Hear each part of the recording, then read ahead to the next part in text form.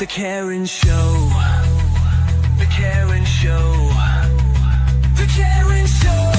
Let's go. Let's go. The Karen Show. Here we are. Here I am. And here's Enzo. Oh gosh, I have made a point of moving my computer around. I am still in my garage.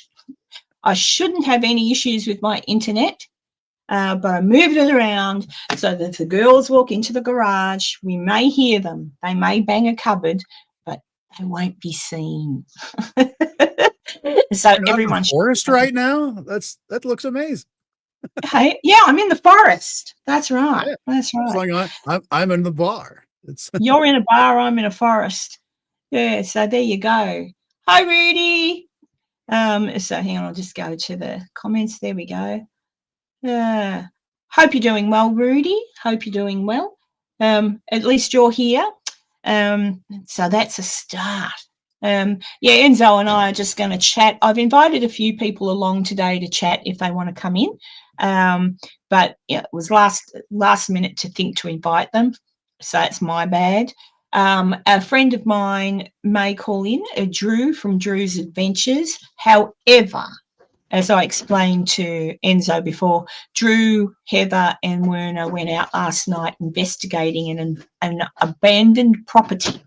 And I did say to them, well, I hope you're careful because it's an old hotel. So I said, and stuff's still in it. I said, just be careful of squatters. But here in Australia, you're pretty safe with squatters because, we luckily don't have guns or whatever. So Drew did have a little story to tell, and who knows, he might pop in to tell it. And if not, I've told him he's got to come in next week and tell us the story about his alien encounter. So we'll see what happens. Hey, Cheryl. Oh, there you go. There you go, Enzo, Mr. Eye Candy. Gosh. Yeah, so Cheryl, refresh my memory, you're Victoria, yes? In Victoria. You are. You are. I hope you're feeling okay today. But yeah, so a few things have been happening our way a few things. A thing happened. Last Monday gone, I think it was. Everyone said, that's right, Tasmania. It's D that's in Victoria. Actually Tasmania was supposed to have seen this thing as well. But mind you, I live here on the coast and I didn't see a freaking thing. But you've got to be outside at the right time. So usually when it's dark, seeing things in the sky does usually require that you're outside. Being outside, and it was dark. And generally, when it's dark, I'm not outside; I'm inside. So it is what it is. But yeah, what came around. What was the meteor shower thing happening, Enzo? The Lyrians meteor shower. So they say it was nothing to do with that. It wasn't related. I think it was, but I understand why they say that, but it's like, well, what else are you going to blame it on? Well, it's I think maybe it's just the people here from the University of Queensland and whatnot. Their people, their scientists said no, wasn't related to that because of the timing or something. But I'm like, well, it is space. I mean, go tell the meteor shower that. So maybe it was just a rogue meteor. It was really fast. I've got hey Lisa. I invited Lisa in too. I wasn't sure if Lisa or Lewis wanted to pop in. Oh, there's beautiful Lewis and Cheryl. Oh, thank you, Cheryl. Hi, Lewis. Yeah, I'm talking about I'm not drunk yet, Lewis. No, he's not drunk yet, Lewis. That's mean. Thank you, Lewis. Yeah. What was I going to say? And guys, please keep if you haven't, I know there's only a few of you in here at the moment, but just, I always shout out Lewis and Lisa. Lisa has her channel called The Grayson Report, and she goes live, Lisa, I want to say once or twice a week. absolutely once a week, and talks about stuff much like I do, but by herself. No sidekick except for her Skeletor, the duck that she hides in the background. And Lewis, of course, the Nerd Report. Lewis has been having issues, as have a few creators actually, in the algorithm picking up the fact that we're going live or we've got something up.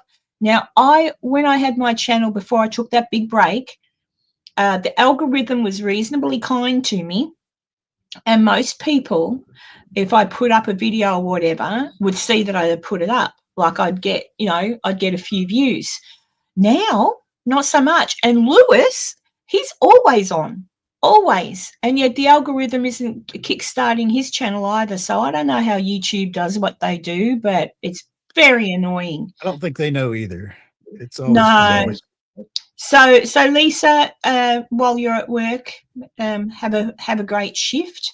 And Lewis, relax. What time is it? It's dinner time. It must be about 6 o'clock in California, roughly. That's where Lewis is.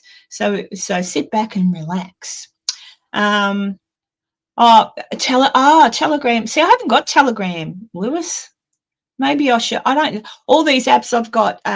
X. I've got Instagram. I had a TikTok, but I forgot, and I had one, and I don't use it. But I haven't got a Telegram. I should try a Telegram and see how that works. Is Telegram actually? Do you happen to know which is the app where the fellow who invented it got thrown in jail? Is it Telegram? It was a long time, and no one has spoken about him, which is weird. France. I think he was in France. It's French. Telegram. I could be thinking of the wrong app. Many apps. That sounds right though. He's definitely in France, and the app he had was much. He wanted to keep it like Elon's, free speech. Might not have. It sounds like, I think it was Telegram, but it was something like that. It was an app where you could discuss back and forward. Yeah. No, 24 August 24. Pavel Durov, a co-founder of Telegram messaging service and the social network VK, was arrested after landing in La Bajoux Airport. France. Yeah, it was part of a preliminary investigation by the French National Justice Police. Yeah, it's kind of bad. That's all you see. Just saying he was arrested and then down the memory hole about anything after that. It's pretty bad. I'm just gonna anyway. Everyone saw my thumbnail probably. I'll go back, but yes, Telegram is still around. Oh look, Lewis is here. Hello, gorgeous. Hey, gorgeous. You gotta check. You gotta get your eyes checked, my lady. I'm getting old. I'm getting old. Unless you're talking to Enzo. How's it going? Well, that's how it usually works. But welcome aboard, sir. Well, I can't stay that long. I got to do some stuff around the house, help my mom, but I wanted to come in and support for a little bit and everything. Karen invited me and everything, and I had a blast a couple weeks ago. I saw that you were talking about how like we're having algorithm issues. Well, at least I am. I don't know. Well, man, almost 75,000 subscribers I have, and I'm getting like 30 people watching sometimes. Like, what is that? I know it doesn't make any sense. And I mean, I know nowhere near as many subscribers as you, but that's what I was saying to Enzo before. I took a hiatus. I went to England, and when I came back, I was flat as a tack.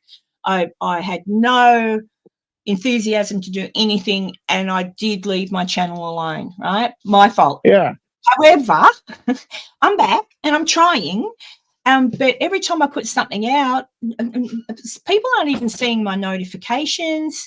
I get, maybe if I'm lucky, 20 people might like. That's not horrible, but it's still 20 people at the most views. Anything I'm putting out, maybe in between 80 to 90 views after.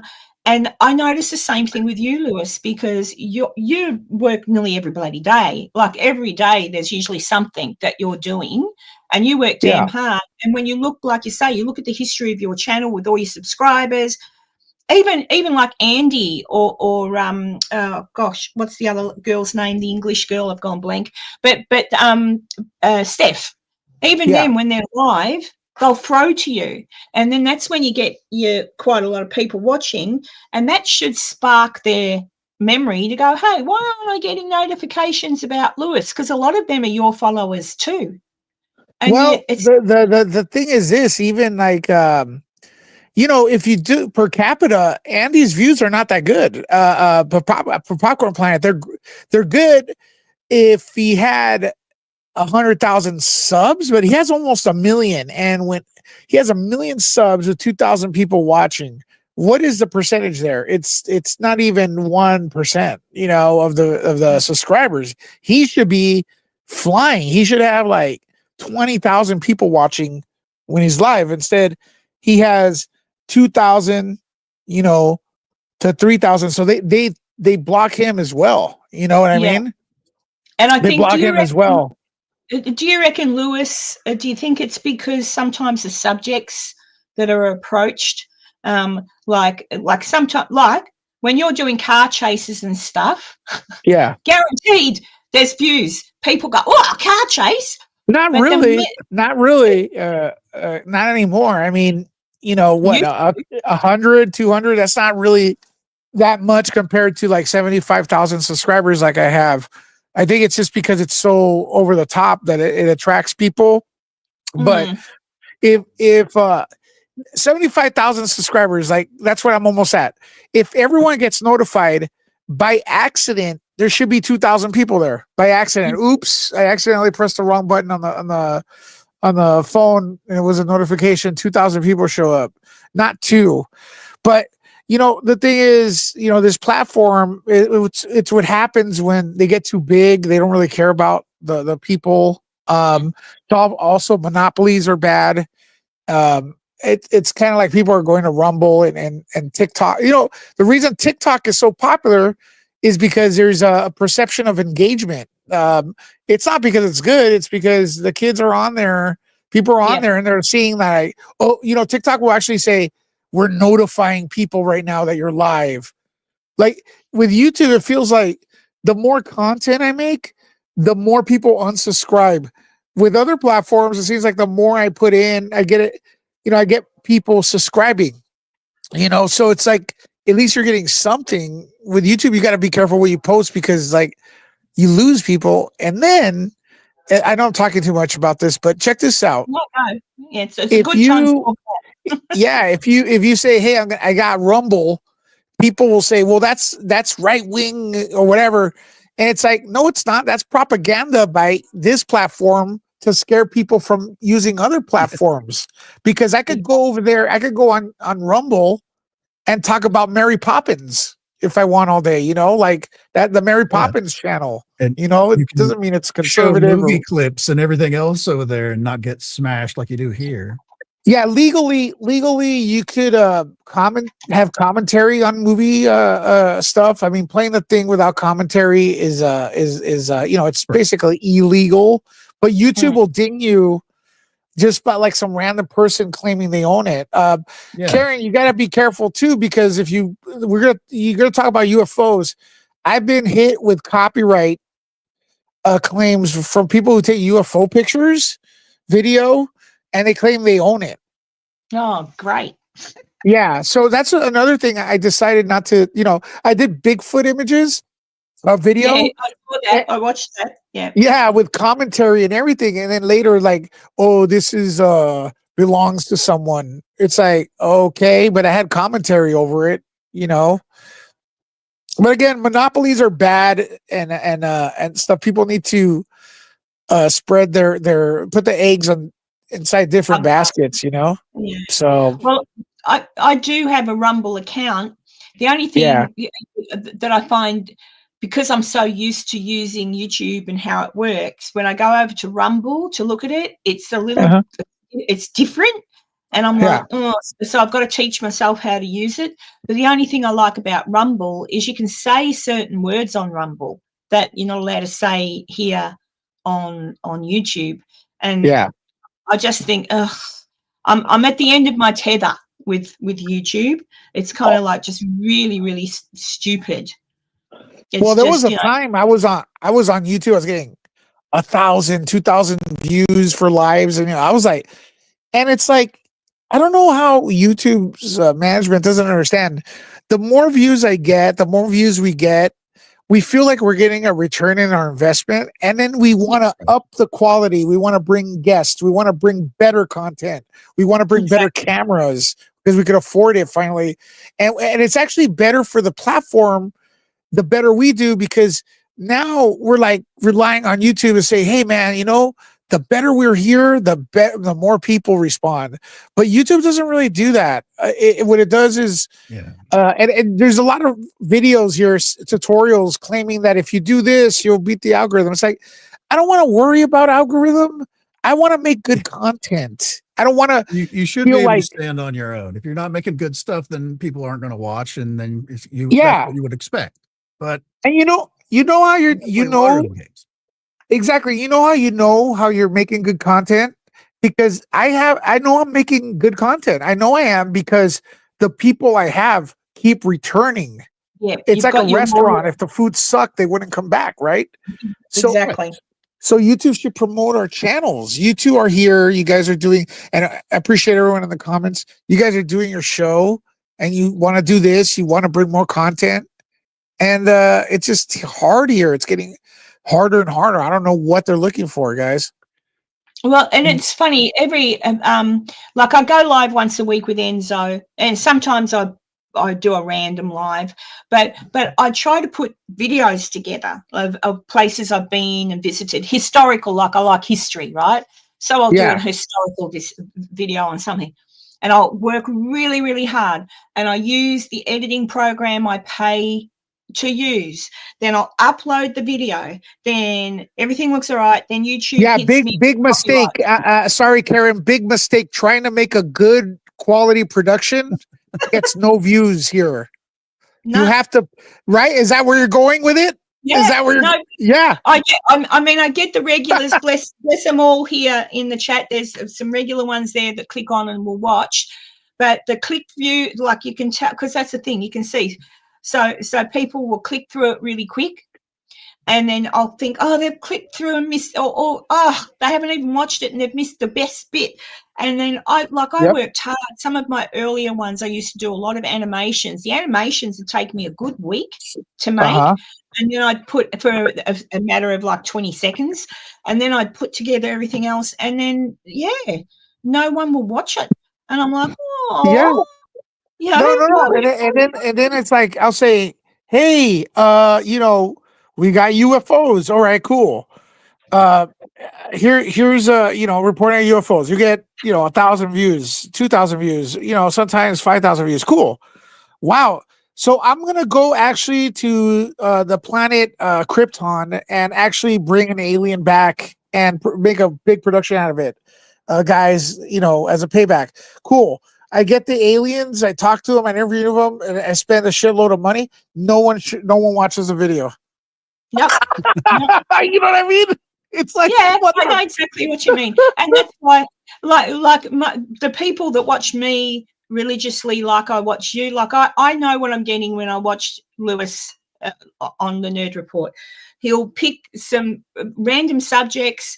It's Lewis's personality that I mostly watch it for, because he's funny. And I watch it. Now, I've seen Lewis back in the day. Remember with the whole Johnny Depp thing that we were going through? I was like, wow, that was like a soap opera. I had to watch that every day. And then you got to talk with that lovely lady who was Anne Heche's partner. What was her name? Anne. Amy Goodhart. Amy Goodhart. And I used to enjoy, you'd have a cup of coffee with Amy, you'd have a chat about all things Hollywood. And because she was, if I'm remembering correctly, she's a costume designer. Yeah. And had worked on many things. Like, you would get views through the roof. and maybe that's because it was also at a time where it was linked to the Johnny Depp case. It was linked to the Johnny Depp, and unfortunately, you know, this would be a great topic. I mean, I would love to get you two on my show to talk about this. Like, where is it? Like, maybe like what happened to everyone type of thing. Maybe we should organize that. Remind me to do that.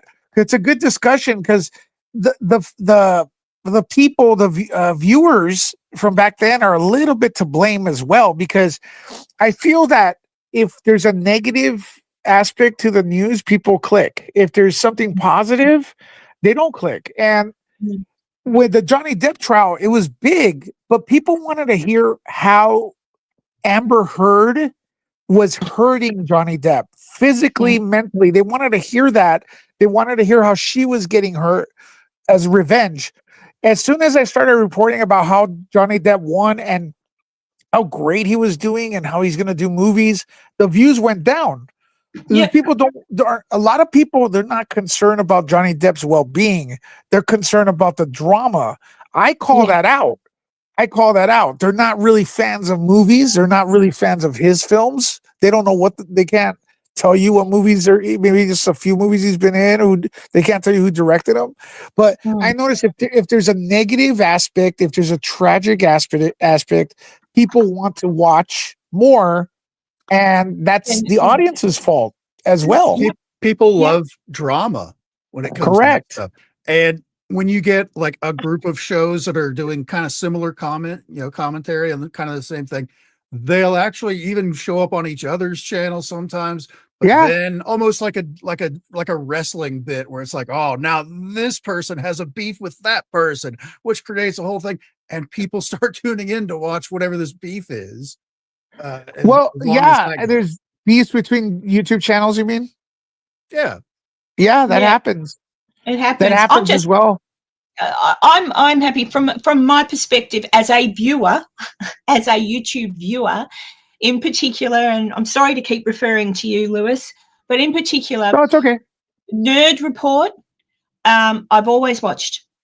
Popcorn Planet. I enjoy, depending upon the subject.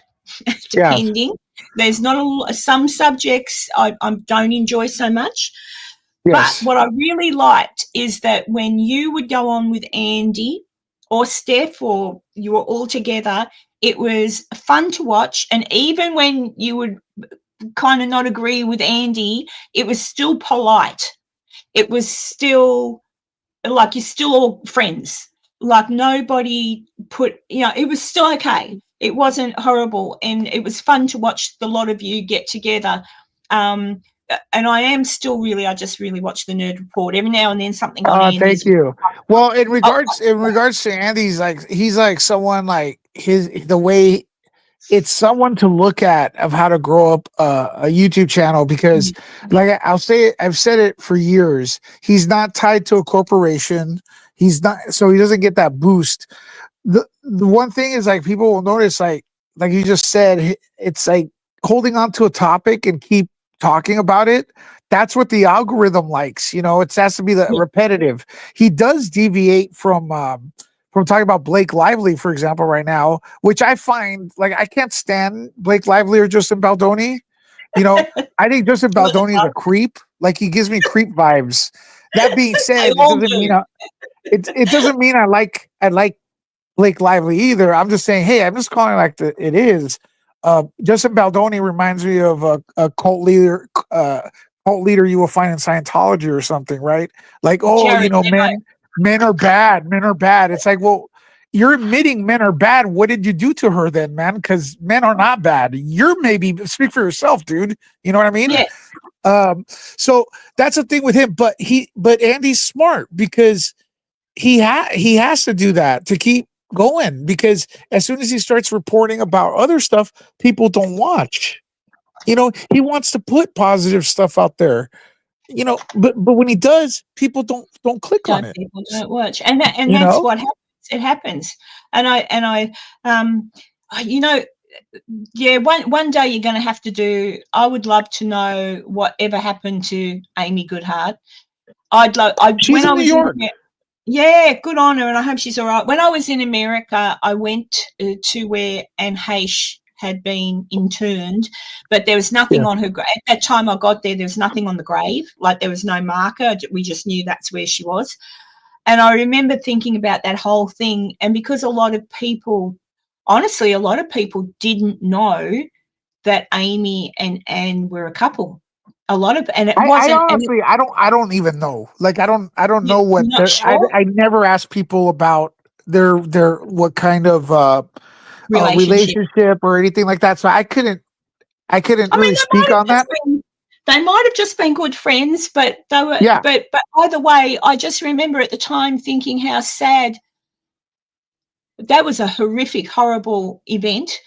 Still in exactly. my, it's still in my mind's eye, very curious, like that, weird.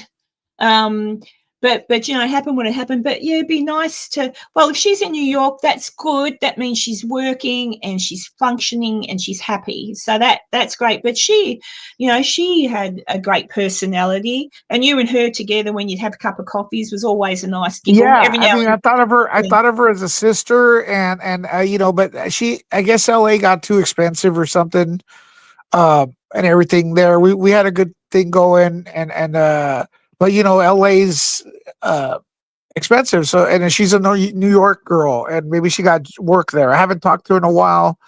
Um, like I said, but it was when I first met her, Anne Heche did call her and leave a mess, or she called Anne Heche. I don't know which one, but so they were at the very least they were friends, good friends. I don't know the extent of the relationship, but it was a sad time. What It was happened a with horrible that? time. I Yeah, still, Karen, I you still know what's remember. weird? Oh, sorry. Go. Yeah, go. Yep. Sorry, I'm looking for your channel, the Mm-hmm. Karen Show, and it doesn't show up on YouTube right now. Oh, what a shock! Yeah, and it's like, what is wrong with this thing, man?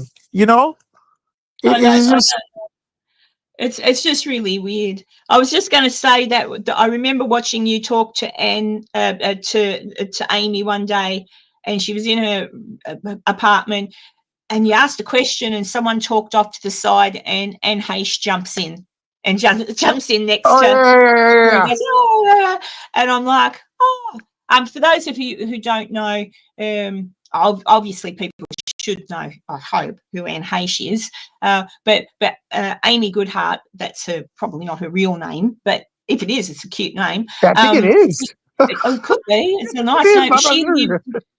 She lived in the apartment building in LA, which at the time was the one where Amber Heard and where they had all the footage of the elevator and all this stuff. That was the apartment building that Amy lived in. So Amy would give little tours, wink, wink, of the swimming pool upstairs and Yeah, all that stuff. It was yeah. There was cute. Alex was there, the security guard. That's Uh, right. Oh yeah, yeah, that's Elon right. Musk was on the same elevator. He was, Kissing Amber or whatever it spreading is. a seed inside her. And then he was Pretty good at that, populating apparently. Mars. He Yeah. was populating Mars. He's populating the Mars. That's right. But it is what it is. But whatever happened to the security guard? I wonder. He was a I don't character. know. I don't He was know. a Maybe he's character. still there. I don't know. Oh my God, that was fun times. The Johnny Depp trial. I'll give you all uh, what do you call it? Dang, what do you call it when there's like a little known Exclusive. fact? You got a scoop? A There's a scoop. word for An exclusive. scoop, not really an exclusive, but it's like a scoop or trivia. Okay, Yeah. the building where Amy Goodhart was, where Johnny Depp and Amber Heard stayed, is the same building used in Predator 2. And you see the Predator standing on the side of the building on the balcony where we were filming, like Oh, yelling, screaming out into the, downtown LA. yeah, I mean, yeah, that's why it yeah. looks the same. Yeah. Oh, You just need an wow. old lady with a broom to chase him off. Like in the movie. Speaking of aliens, so Yeah. what happened, guys? Something you guys saw a meteor Oh, over there? yeah. I'll show you, and then I'll. Okay. I'm really terrible at friggin' sharing anything on my screen. Window to share. No, window Chrome, entire screen. Share the audio. Come on. That one. Share. Let's see. This is a report from Australian. I'll probably get copyrighted, whatever. But this is go the ahead report. and guys, just so you know, we are commentating, reacting to this lovely young Australian woman news who's article. reporting. Why would you get hit for a news article? But we do. Correct. Yeah. And just Sometimes make we sure to do. pause it. Make sure to pause Okay. it throughout the every 10 seconds or something. Here we go. Hopefully I've got the sound up. There's been a rare sight above large parts of Australia. A meteor has been spotted burning up the night sky. Sightings reported largely in southeast Queensland, but also over the border in New South Wales. I'll just pause it there. Look how bright it lit up. It made it look like daylight. Where I live, Lewis, is I'm in Queensland, probably an hour and a half away from the New South Wales border. And they saw this. So whatever this was went out, obviously went out to sea, because there was no reports of it hitting ground. And when you look at it, at the trajectory, I can't say that word, Enzo, trajectory. Thank you. When you look at where it's going, it looks like it's heading out to sea. Multiple dash cams and home security cameras have captured a green and blue light streaking through the sky.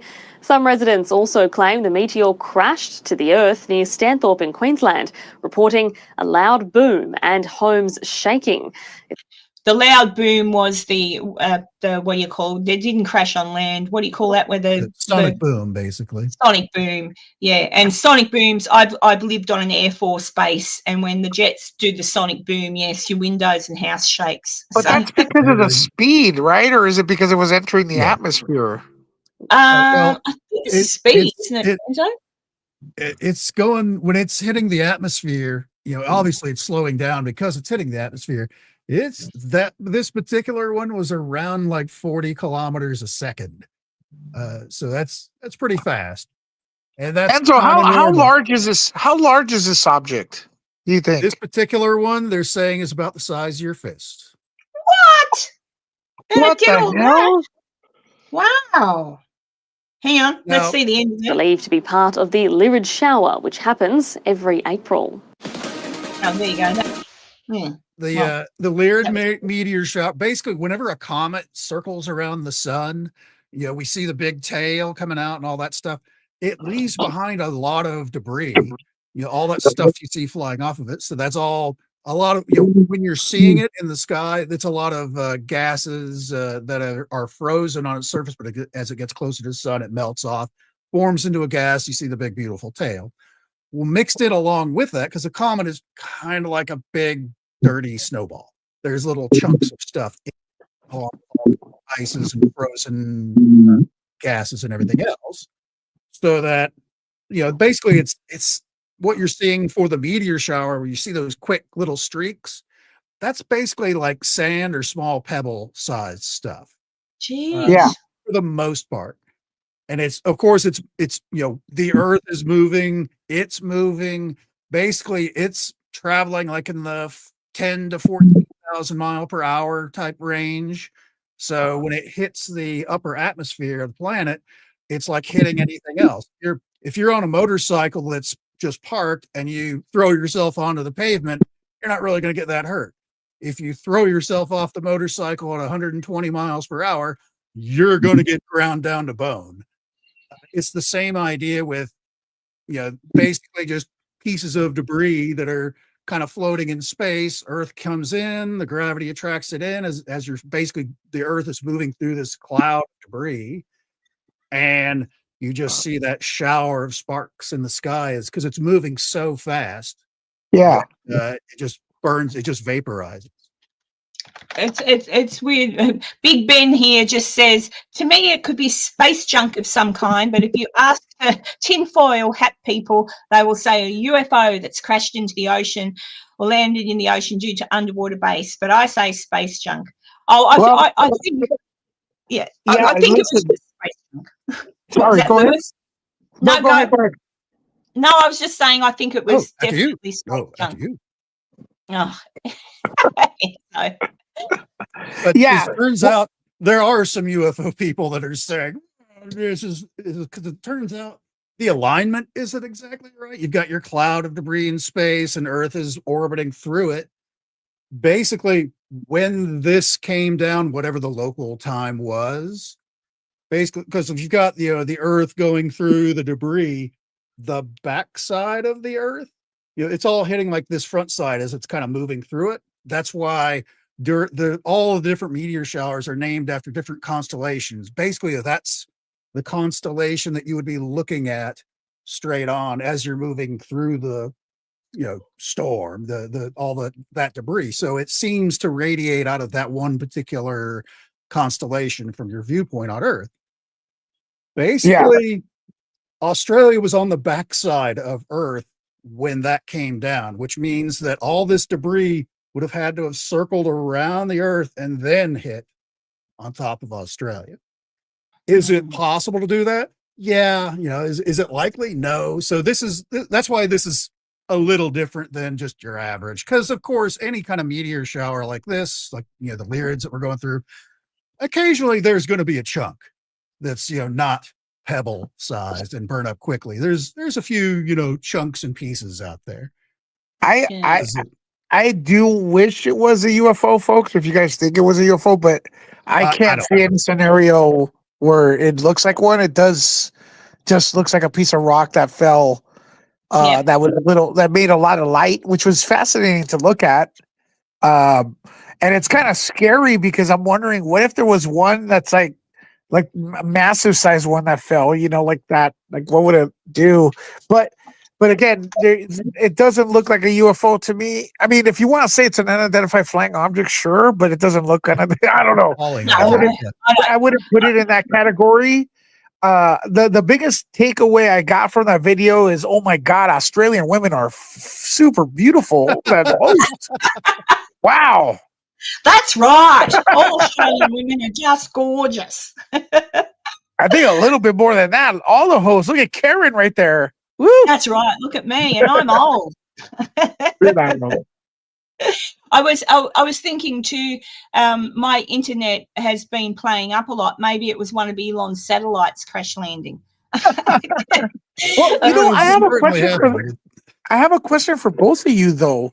If we have so many satellites nowadays, right, out in space, and this thing obviously lit up miles. It looks like it lit up miles in the middle of the night.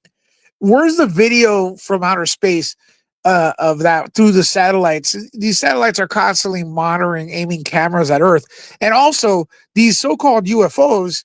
Even if they're going supersonic speed, these satellites would be able to see them because they have their eye on the planet.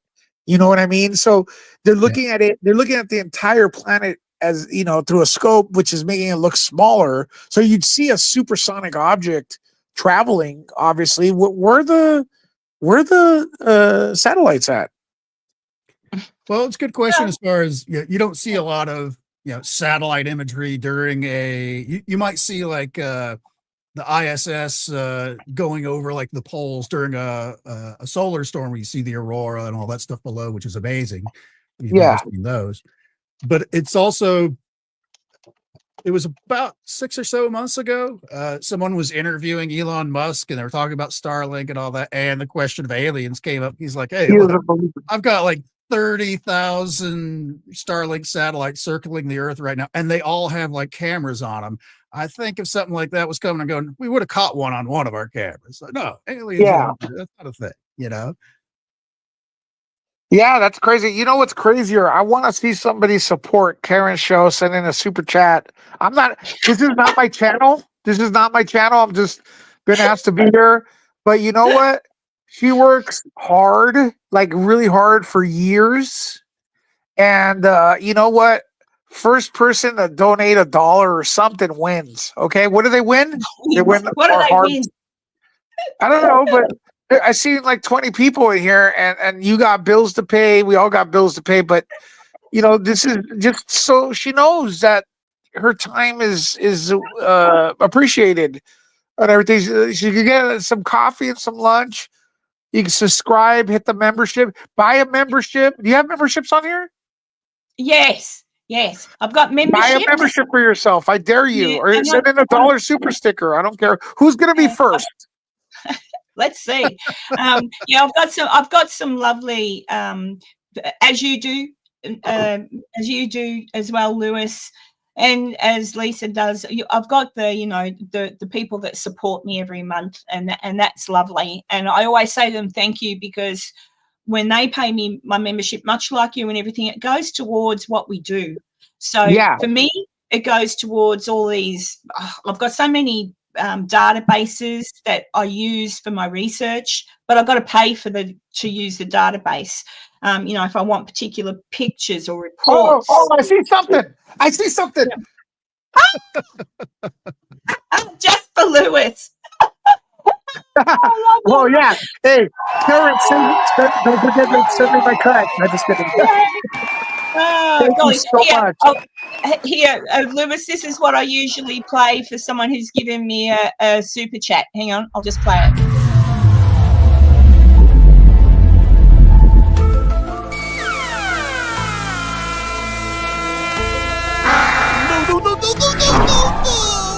No, please.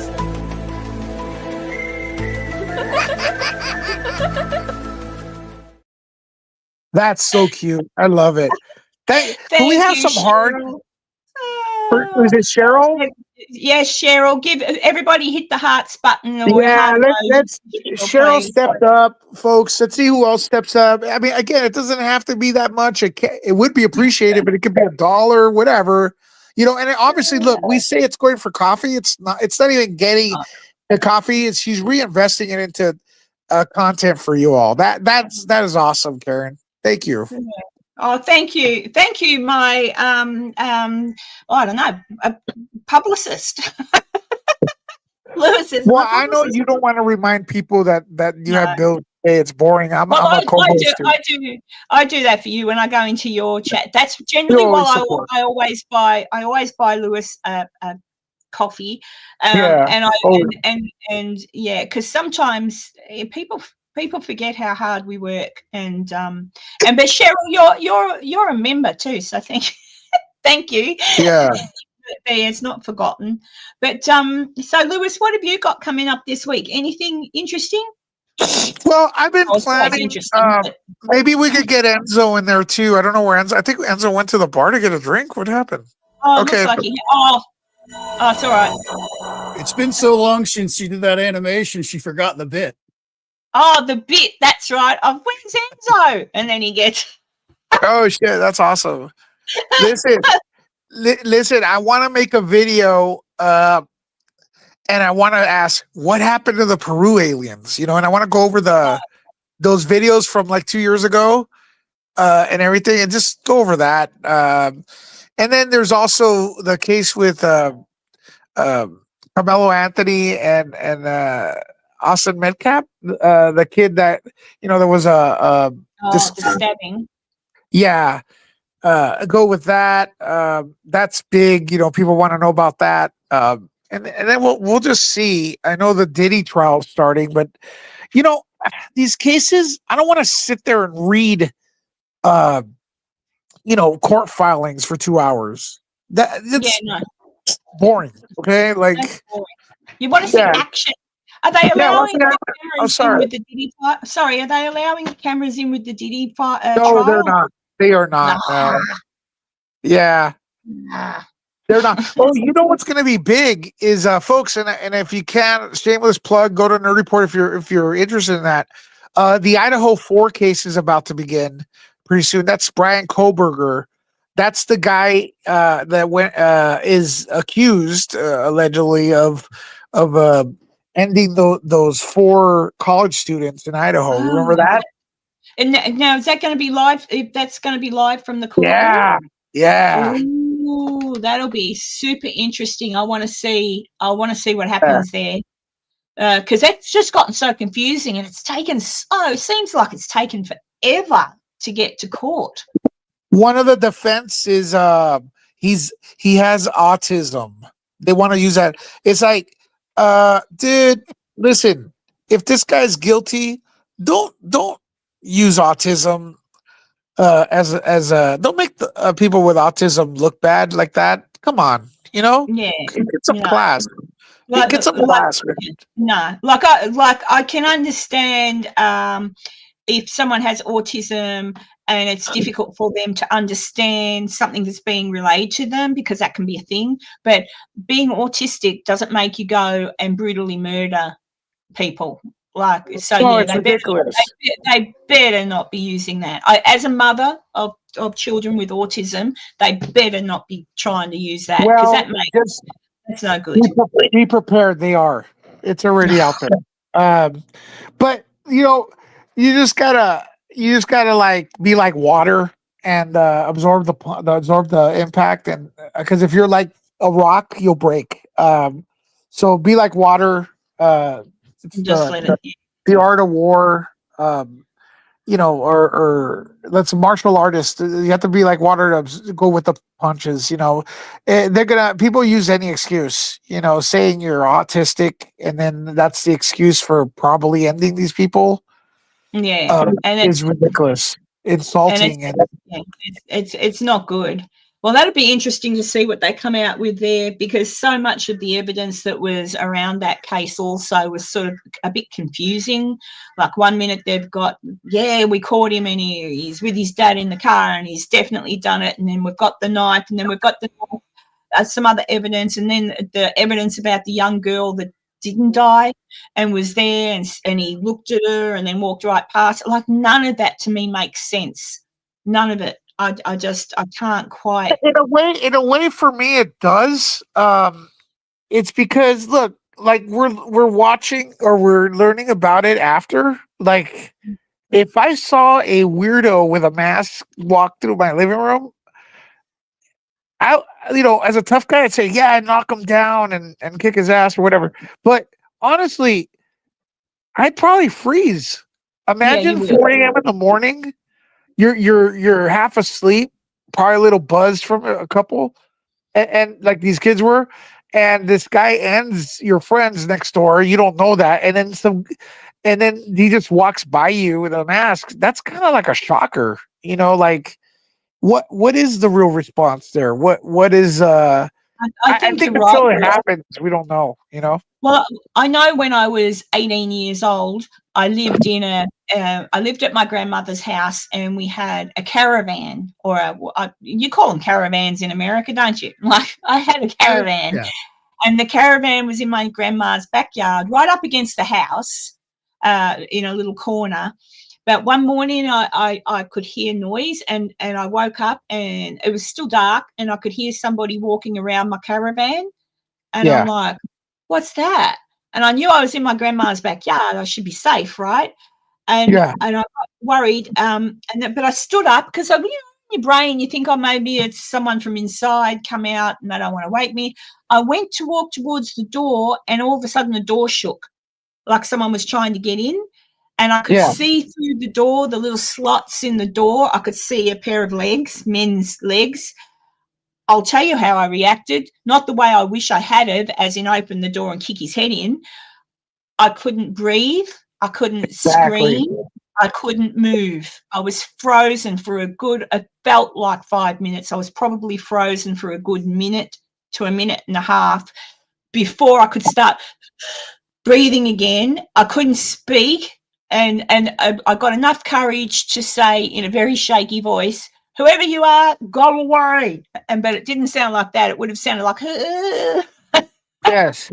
And then they shook the door again, and then kept walking around. And then I sat there until the sun came out and just screamed out to my uncle who lived in the house. And whoever that was long gone. But that is what I would assume the more natural response, not Hollywood response. Yeah, especially if you're not confrontational as a person. Like, you don't know what exactly is going to happen. Like, look, the topic UFOs, right? If we see a UFO, are we going to reach for our cameras and know how to use the camera, or forget how to use it? You're looking at an object from another planet. Like, it probably looks weird as hell. Like, are you gonna take the perfect picture? Because I don't know about you. I've tried to take pictures of people, like a celebrity walking down the street or whatever, and that thing comes out blurry as hell. You know what I mean? Even though they're moving at like a scale, Keanu Reeves. right? So it's easy to Monday morning quarterback, but you don't know how you're going to react. Like, no.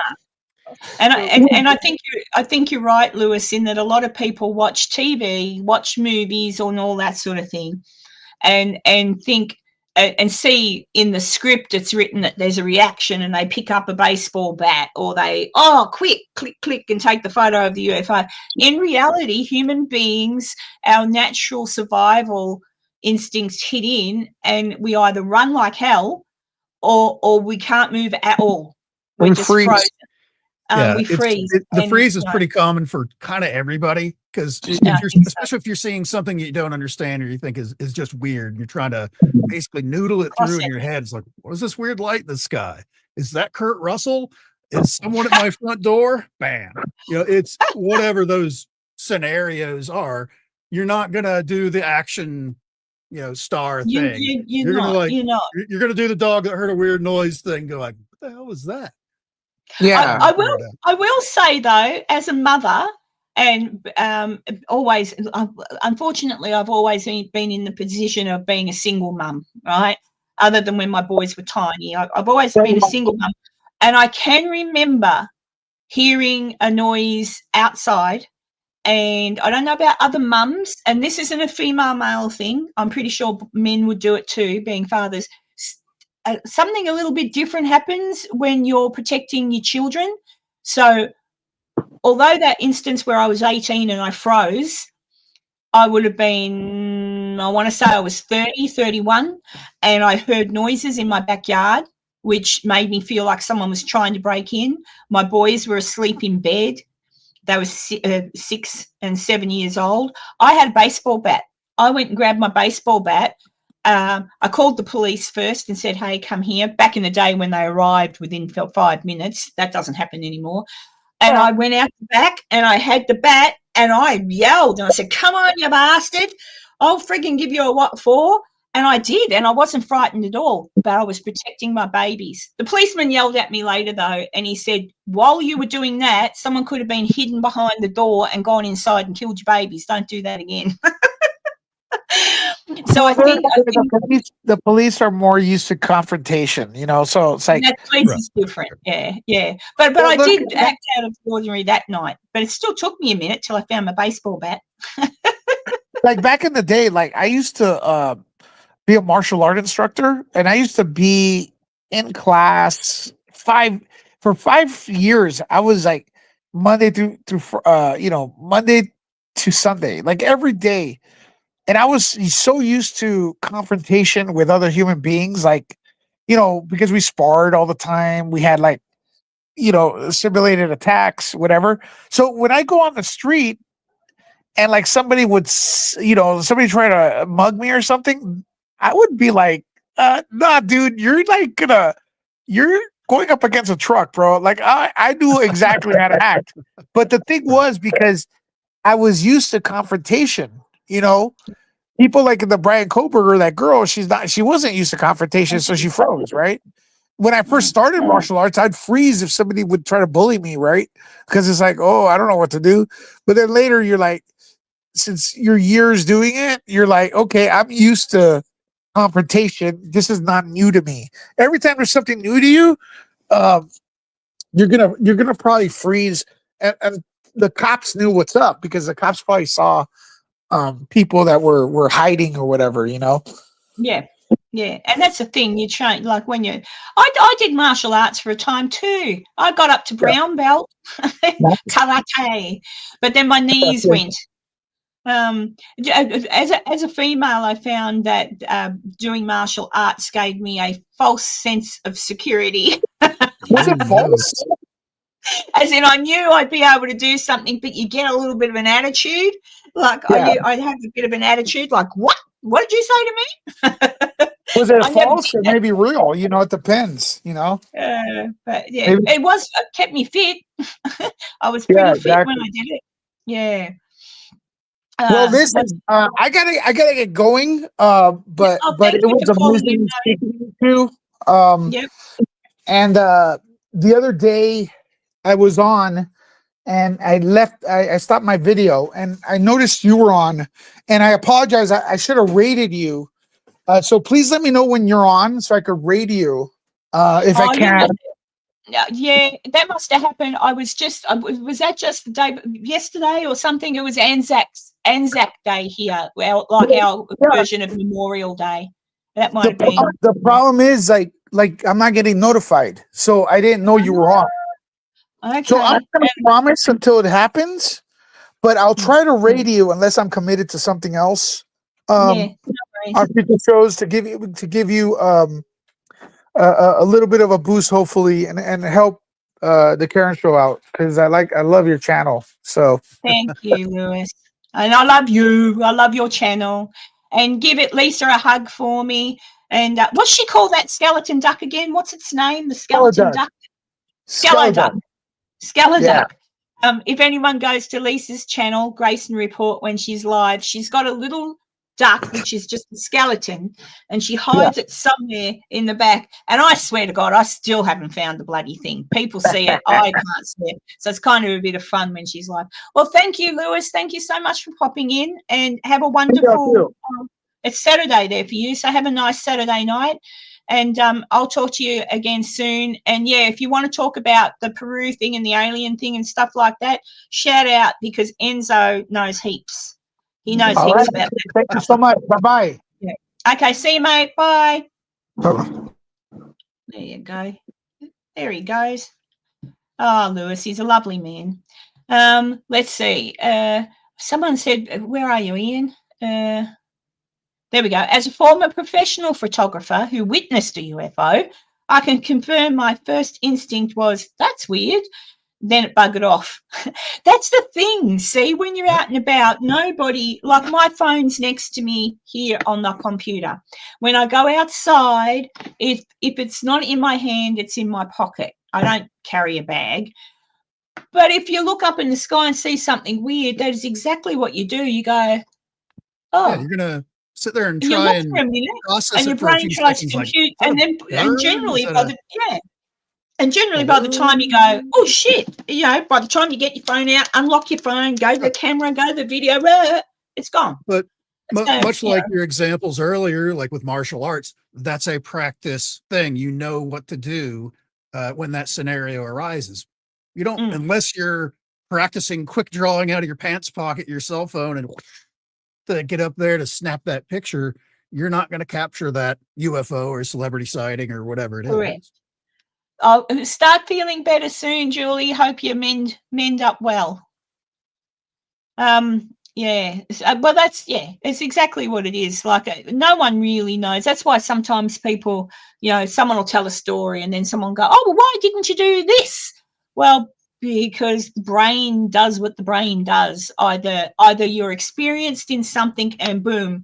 Like if you are, like even Ian says there, he's a photographer, but he kind of went, oh, and still looked like, in regards to something violent that you see, again, your protective instincts will hit in unless you're a trained police officer who has been, or a army man or something like that. For example, that boy on the train in New York was, what was he, a Marine?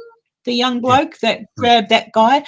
Like, unless you're trained in combat or in these sorts of things, your reaction is just going to probably be what everyone else is. You'll freeze and you'll go, you know, like in that instance with that guy who went through that house and killed those kids.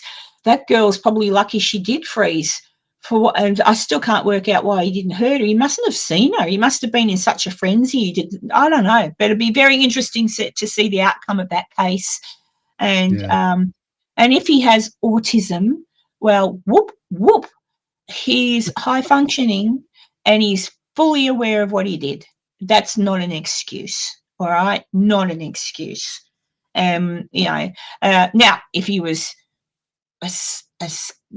some other form of mental illness where it makes you see things or whatever, even then, that's no excuse because he broke into their home. It's not like he was walking down the street and thought he saw a monster. He broke into their home. He knew damn well. And there was, from memory, I'm pretty sure from memory, there was footage. I could be getting this. I could be getting this wrong. I just recall seeing footage of all of those kids near a like a taco stand or something. They were getting takeaway, and there was a young fellow there talking to one of the girls. It wasn't him. It wasn't Kohlberger, but he was, because he was there talking, and there was an argument. There was a bit. The police did go and speak with that person. So, who knows? Who knows what they've got? It's taken this long to get to court, though. It's just, I think he did. That was part of the evidence too. It was premeditated. He'd been stalking them because they did have, that was the other thing they had. They had footage or some kind of thing from security cameras in the neighbourhood that he had been parked there on multiple occasions near that house. So it will be very interesting to see what the outcome is. And for the parents of those poor kids that were taken, although it's never going to bring their babies back, it won't take away the pain. At least it's some form of justice for their kids, that this man should spend the rest of his days in jail. But we'll see what happens. It's like saying he's possessed by a demon. Half the world's possessed by demons at the minute, Cheryl. So yeah, that's the truth. There's something crazy going on everywhere, but there you go. Oh, which brings me to, I was watching something the other day. I've got to remember what it's bloody called now. You might remember the name, because without me thinking of the name of the place, in America, okay, there's a place. In the 1500s, English people came to this place and landed. Something happened, and the leader of the people, what did you call it? Roanoke, Virginia. Roanoke, yeah. How do you spell that again? Roanoke. Roanoke. Is that it? Roanoke. The Lost Colony. Yeah. That's it. Yep. So I was watching, and I asked my friend Grok because I was watching something where they said that this year, so where that tree was carved with the Croatoan was carved in the tree. So for years, it's been speculated, like, what happened to this colony? This whole big colony of people just disappeared. So I looked into it. Having said that, looked into it briefly. I only spent 2 hours on this, people. So 2 hours is still better than 5 minutes. But so the people came, they landed there, and it was a small colony. They built their little fort and all that sort of thing. But something was happening in the colony, and the leader of the colony had to go back to England. While he was gone, the Spanish Armada were attacking England. So he couldn't get back to America quickly to this colony. So he was gone for an awfully long time. So by the time, 2 years or something like that, right? Yeah, something like that. So by the time he came back to where he'd left the colony, they were gone. And this strange thing was carved on the tree. And that was part of the deal. If you have to move, if something happens and you all have to leave, please carve where you've gone onto something so we know. Story goes that then this captain couldn't find anybody, so he took off. He had a bit of a look around, but if you ask me, not a really good look. I don't know why, but he didn't really have a very good look. But it's come out recently that what they think happened was, obviously due to needing food, etc., and being English and being in America and not really knowing, food sources are different everywhere. So there wouldn't have been rabbits, and there wouldn't have been all these sorts of things that they would have been used to catching back home in England. So they were probably getting hungry. So what I can work out is that they splintered. So some probably took off thinking they'd do better to take off going inland, but others said, no, we're going to go over here. They hopped on the little boat and they went over towards the mainland sort of thing. And that is the place, is it the Roanoke? I can't say it probably, Roanoke County. Yeah, Roanoke. Or whatever. Yeah, but they've been doing, they started to do, Jesus, you know, where you dig in the ground looking for things. What do you call it? Archaeology. Thank you. Archaeological digs. And they have found remnants of pottery, like English pottery, like pottery from that era, and other different things. And then recently they found a burial site, and they've done DNA on the body found, and because you see, we didn't have all this stuff back in the day to do this sort of thing with, but as it turns out, the DNA done on the skeleton, which was this year, is like English, like, so definitely from that era. So although nothing's still the normal archaeology people, the ones that like to arc up and say nothing's real because it interferes with what they've done for years, they're still going, oh, I don't know about that.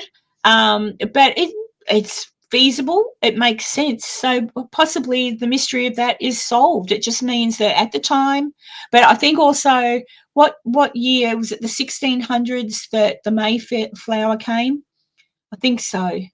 1600s, something like that. So they came after. So I think the reason that people are arcing up and saying, oh, no, it's not, that didn't happen, they just all died, or a UFO come and took them, whatever. Right. I think because to admit that the English were there that long ago means that the story of when America was first discovered, the Mayflower, all that, is not quite correct.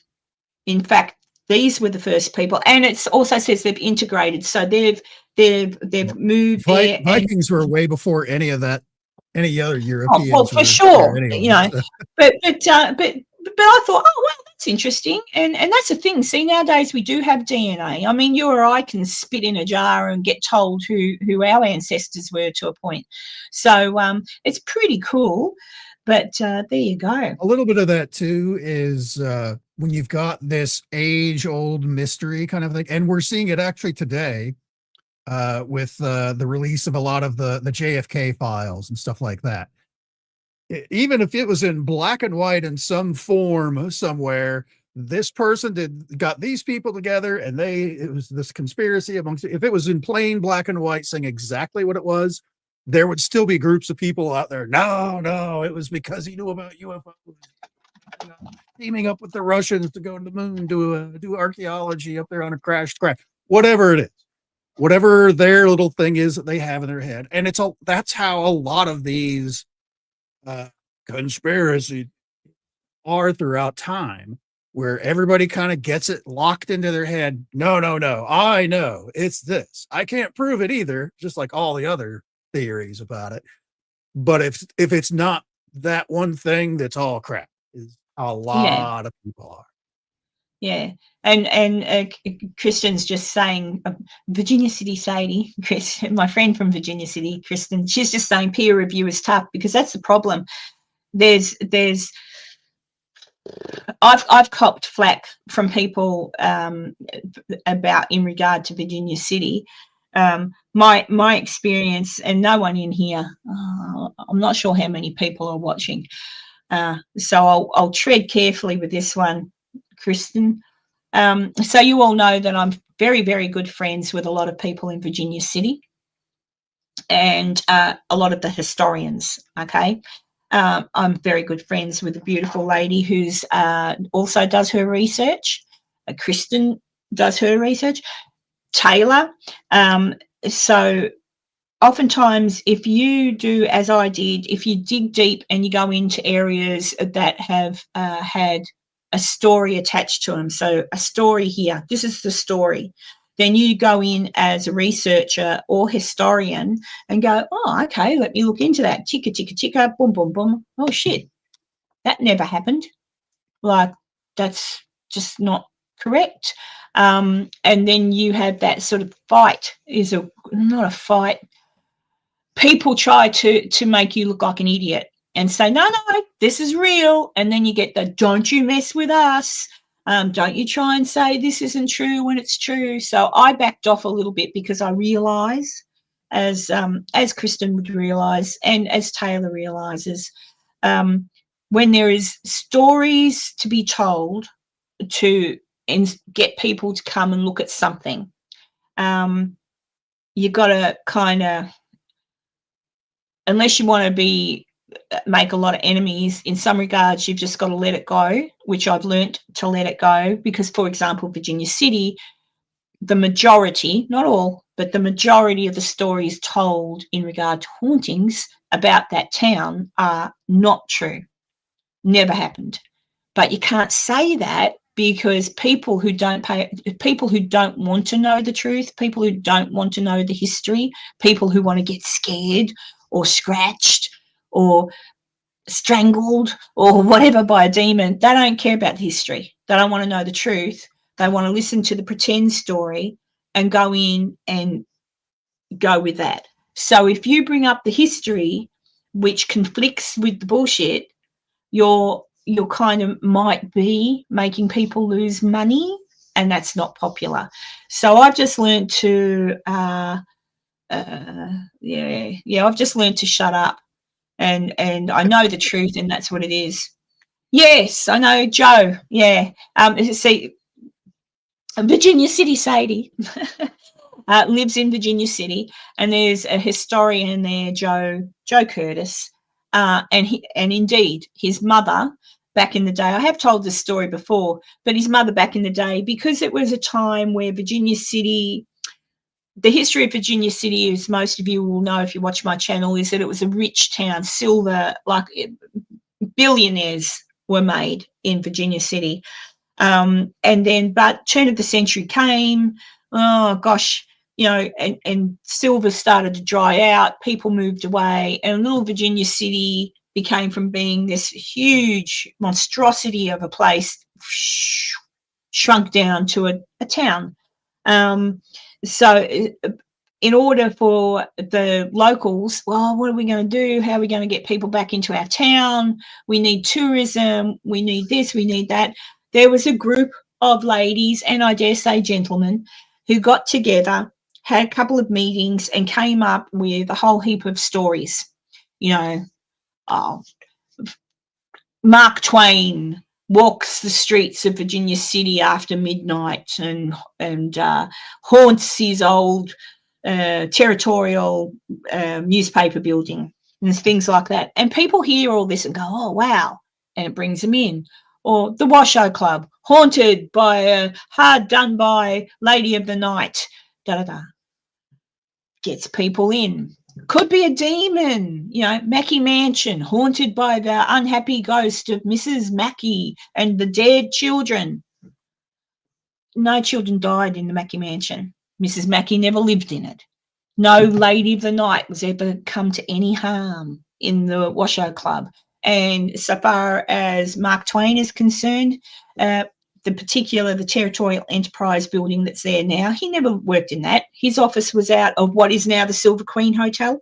Because his office was on that lot, but then the big fire came, that building burnt down, and then they later built what's now known as the Silver Queen. So there's a lot of stories, there's a lot of crap, and you just got to be careful. Much like now this story about the lost civilization or the lost colony, now you're going to have people who might have been making money off the back of it being, demonic or ghosts or whatever, to only really come to the very logical answer that they were out of food. They obviously didn't all agree on where they wanted to go. There was probably 2 or 3 groups of them. One said, I'm going that way. The other one said, I'm going that way. And the other one said, I'm going that way. And they all separated. Some probably perished in the wilderness. But according to the finds and what they're digging up, obviously they've gone to these, they've what do you call the word? They've fallen in love with locals or natives, and they've made a new, they made a new place, which is a lovely ending to that. I know. It's great. There's been a lot of theories, of course, from the bizarre to that makes a lot of sense. And a lot of the makes a lot of sense thing is during that 2-year time frame that the mayor, or whoever that guy was gone, that probably more than likely for that time period, strangers in a strange land probably ate something that they weren't supposed to and didn't know any better, or a disease ran through the whole camp. Well, they did say killed a lot of disease was a thing too. Yeah. and to where there's only a few people left, and having a little group like that, you kind of need everybody to do what they're supposed to do. You can't survive if it's just you. In a lot of cases, you're going to need you've got to go with and so that's what I mean. So archaeology is archaeological things and historical things. It's really difficult because generally speaking, you're going to tread on someone's toes. Look, I've met and I've spoken to people that have said that they've been to some of these places and had things happen to them. I've been to these places and nothing happens. And I've done history. So the thing that hits me hardest is when people say, I went to such and such, and the ghost of, I'm making this up as an example so I don't tread on it. The ghost of Mary Jane spoke to me and told me that she was murdered in the basement. And then you think, well, that's great. But that ghost you're talking about, Mary Jane, was actually just a story in a newspaper that was written by the person who at that time owned the building so that they could get people in, get some money. Like that person never existed. And then you say that to her, oh, well, no, that's not true. I'm a medium. Mediums. No offense to anyone in here. Hello. Oh, no offense to anyone in here who is a medium, proclaims to be a medium. I've seen so many times, I've gone to places where there's people and they're, oh, I'm a sensitive, I'm empathic, I'm a medium. Oh, I feel sick. I see this. This is me overacting a little bit, but there's something coming over me. I saw a woman over there. She's crying. And I'm like, oh, for fuck's sake. And that is what puts me off the paranormal. People who fake crap. And that's why I don't do it anymore. That's why I don't do it anymore. Having said that, that's not quite true. If I'm in a place where I've heard anything said, or if something strange happens, because to me, paranormal just is not about ghosts. To me, right. As in, bless her cotton socks. I don't know if she's listening. Hi, Banshee. I don't know if Betty is in the background somewhere listening. But for example, Betty, one of my regular viewers, her husband passed away not long ago. And I did ask the question because it happened to me when my son died. So I did ask her, anything funny happening? Like, keep your eyes open over the next couple of weeks. Because for me, it was 2 to 3 weeks. Weird things happened and then it just stopped. All right. And funnily enough, Betty said, yes, indeed. Some odd things were happening. So that's what I mean. That's paranormal. Is it really my son, or is it really her husband, or is it just in our mind? We'll never know, but that's the point. Paranormal. We don't know. But yeah, there's lots of interesting things happen. So I'm never one, and even people will notice too of late, I'm starting to begin to wonder more about when you see things in the world happening at the moment, everywhere, that are quite evil, quite nasty, quite horrible, really, and people that you would think have common sense and would never agree that someone should murder somebody, or people who would never do anything violent or say anything violent, they are. And people that you would never dream that would be like that. And I think to myself, what's going on? So I'm starting to think, well, shit, maybe, because I never believed in God, ever. I used to think, well, a load of shit. But now I'm beginning, I don't know, like God with big floppy, sleeves and woo, I don't know. But I'm beginning to think, shit, something evil took over. And I hope we knock it on the head pretty bloody quick, because this is going mental. So that's what I mean. Paranormal. It's all weird. People that would normally go, oh, my God, that's terrible, are going, oh, yay. And people, it's just weird. The world is weird. So I'm sitting back and I'm waiting and I'm watching. And I'm hoping by the end of the year, goodness will prevail, wars will stop, common sense will come back to people. They'll stop thinking it's okay to hurt others. They'll stop thinking it's okay to call people names, and they'll just breathe, and they'll just start to be kind again and start to be nice. That's why everybody who watches my channel now knows that if I see anyone say anything nasty, I tell them to shh or go away. But no name calling. No name calling. I don't like it. I don't like it. Especially when it's that long ago. I remember it would, if you could get even talking about politics, where you may disagree with somebody and you might bicker a little bit back and forth, but at the end of the day, you're still going to have your drink with that person or enjoy the football game or whatever it is that you're doing. It didn't rule your lives to where you were so polarized that, what? You like this person? You are no longer allowed at our family events. Oh, thank you, Ben. I'm not perfect. I still say stupid shit. That's true. But you know, it's true. Thank you, Enzo. I just a few months ago, and I have spoken to Enzo about this as a friend in my disappointment. But most of you, of course, will know that what was it, late last year before Christmas, that man in New York was murdered, shot in the back. The health fund CEO. I think it was before Christmas. And I remember seeing that on the news, and I saw the footage. I saw this man in a nice suit walking down the footpath. He glances over at what I assumed was possibly a homeless person.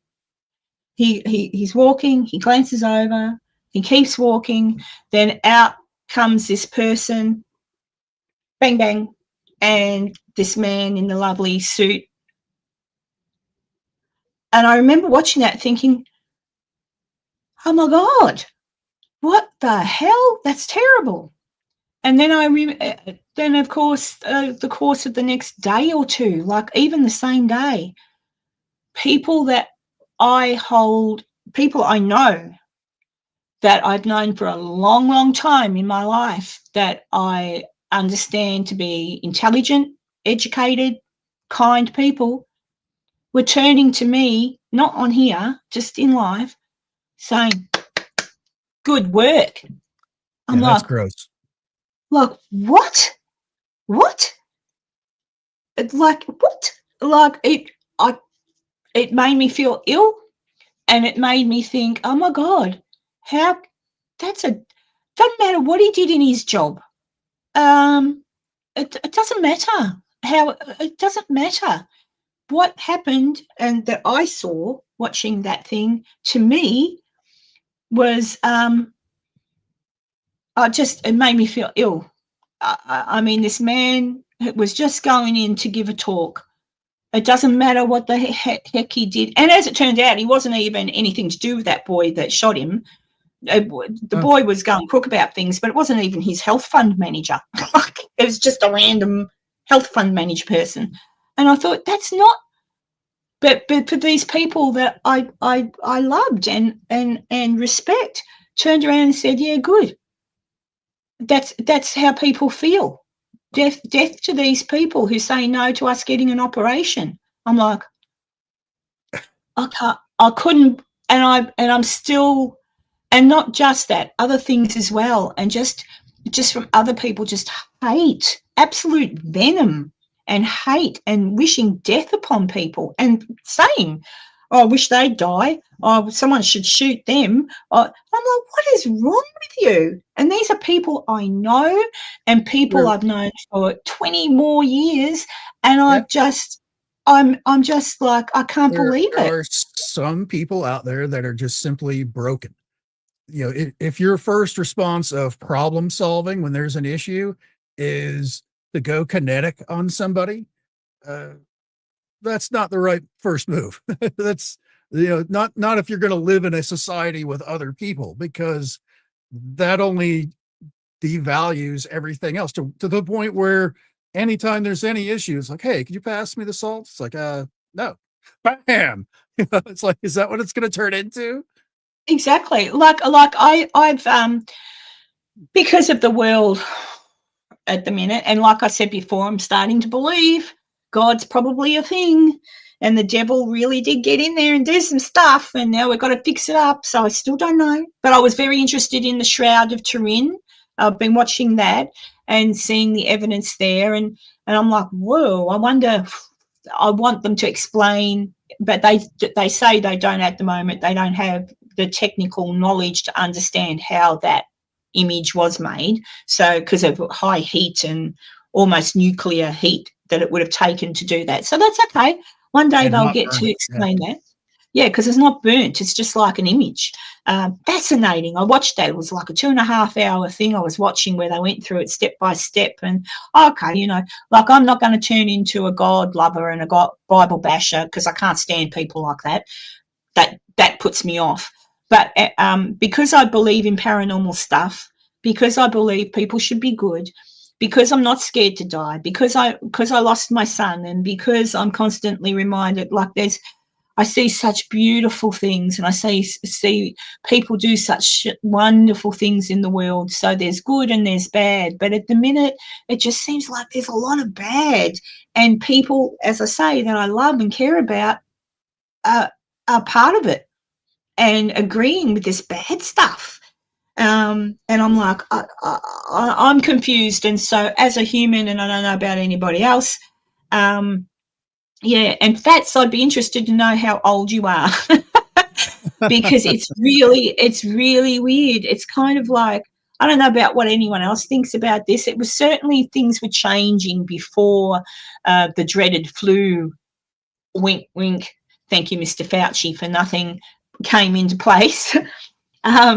It was starting to change a little bit then. There was a lot of weird things happening with different stuff. But then when that came in and everybody was shut down and locked up, like we were literally locked up in our homes. We couldn't do much, you know. That's when I noticed the change really happen. So, because earlier you said, Fats, that what was it that changed? That's what happened to change it. And I think could be because once we were at home and couldn't go out, so we weren't allowed to go shopping. Oh, here we were. Here we could go to our shopping centre and shop and get our food. But, you know, no cinema, no going to the zoo, no, you know, like you couldn't get out and socialise. You weren't even allowed to have a family gathering at someone's house. Groups of whatever the stupid thing was. I think groups of 5 weren't allowed or something. You know, shit like that. That's when I think it all changed because people had nothing else to do but watch television and or get on the computer. So YouTube, social media, and let's face it, normal TV, normal mainstream media was spitting out crap. They're currently spitting out some more crap about a completely different subject at the moment, which is making me angry. But so we were prisoners in our own homes, being. Remember that scene? Oh, this is an old movie, people. Clockwork Orange. Oh, there's boy. a scene. There's a scene where one of the characters has got his eyes taped open, and they're bombarding him with images of Hitler and murder and so on and so on, to the point where it's a pretty disturbing movie, actually, Clockwork Orange. But anyway, there's a word for that, but it's brainwashing. You know, brainwashing. So effectively, I think, this is my theory, I think half the world has the ability up here to realise what they're watching is, I'm not sure about that, or to question it, right? Critical thinking, yeah. Critical thinking. And a lot of people, the other half, have lost the ability to do that. So they're watching, over the course of the time they were locked down, they're watching all this crap come at them. And instead of going, hang on a second, huh? That doesn't seem right. Let me look into that. Instead of doing that, they've gone, yes, absolutely. So people have been brainwashed. And I don't know how you fix that. I don't know how that gets fixed. And it's evident even now, you watch what's going on in the world and people are just mental, crazy stuff, you know. So I don't know what the answer is. I don't know, but that's what I think. I think something's happened. But Something's as happened. you said, like half the people are doing that. I don't know if it's necessarily half, but Well, it's certainly a third. the third that it is are the loudest of the group. They're the ones that are grabbing their phones and getting on TikTok and screaming into it and reading in the sky and all that other stuff, which is why they get that level of attention. I don't think it's really it is a decent percentage of the population that it's just broken personalities out there. I don't think it's as big as we think. It's just they're the loudest. I think I don't know, again, my opinion, people, okay, my opinion, and I'm still educating myself on this opinion, still looking, still learning, still all just looking at everything. But that's here sort of says, and that's another interesting aspect of all this. Again, I'd like to know how old you are, Fats. The destruction of the family and now the assault on our food is not good for humanity. Now, two things there.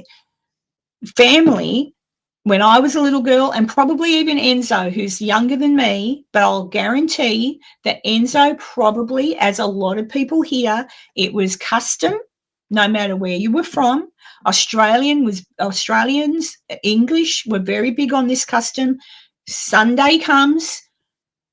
If you didn't go to church, my grandma did. I was never taken to church, but there was lunch at grandma's.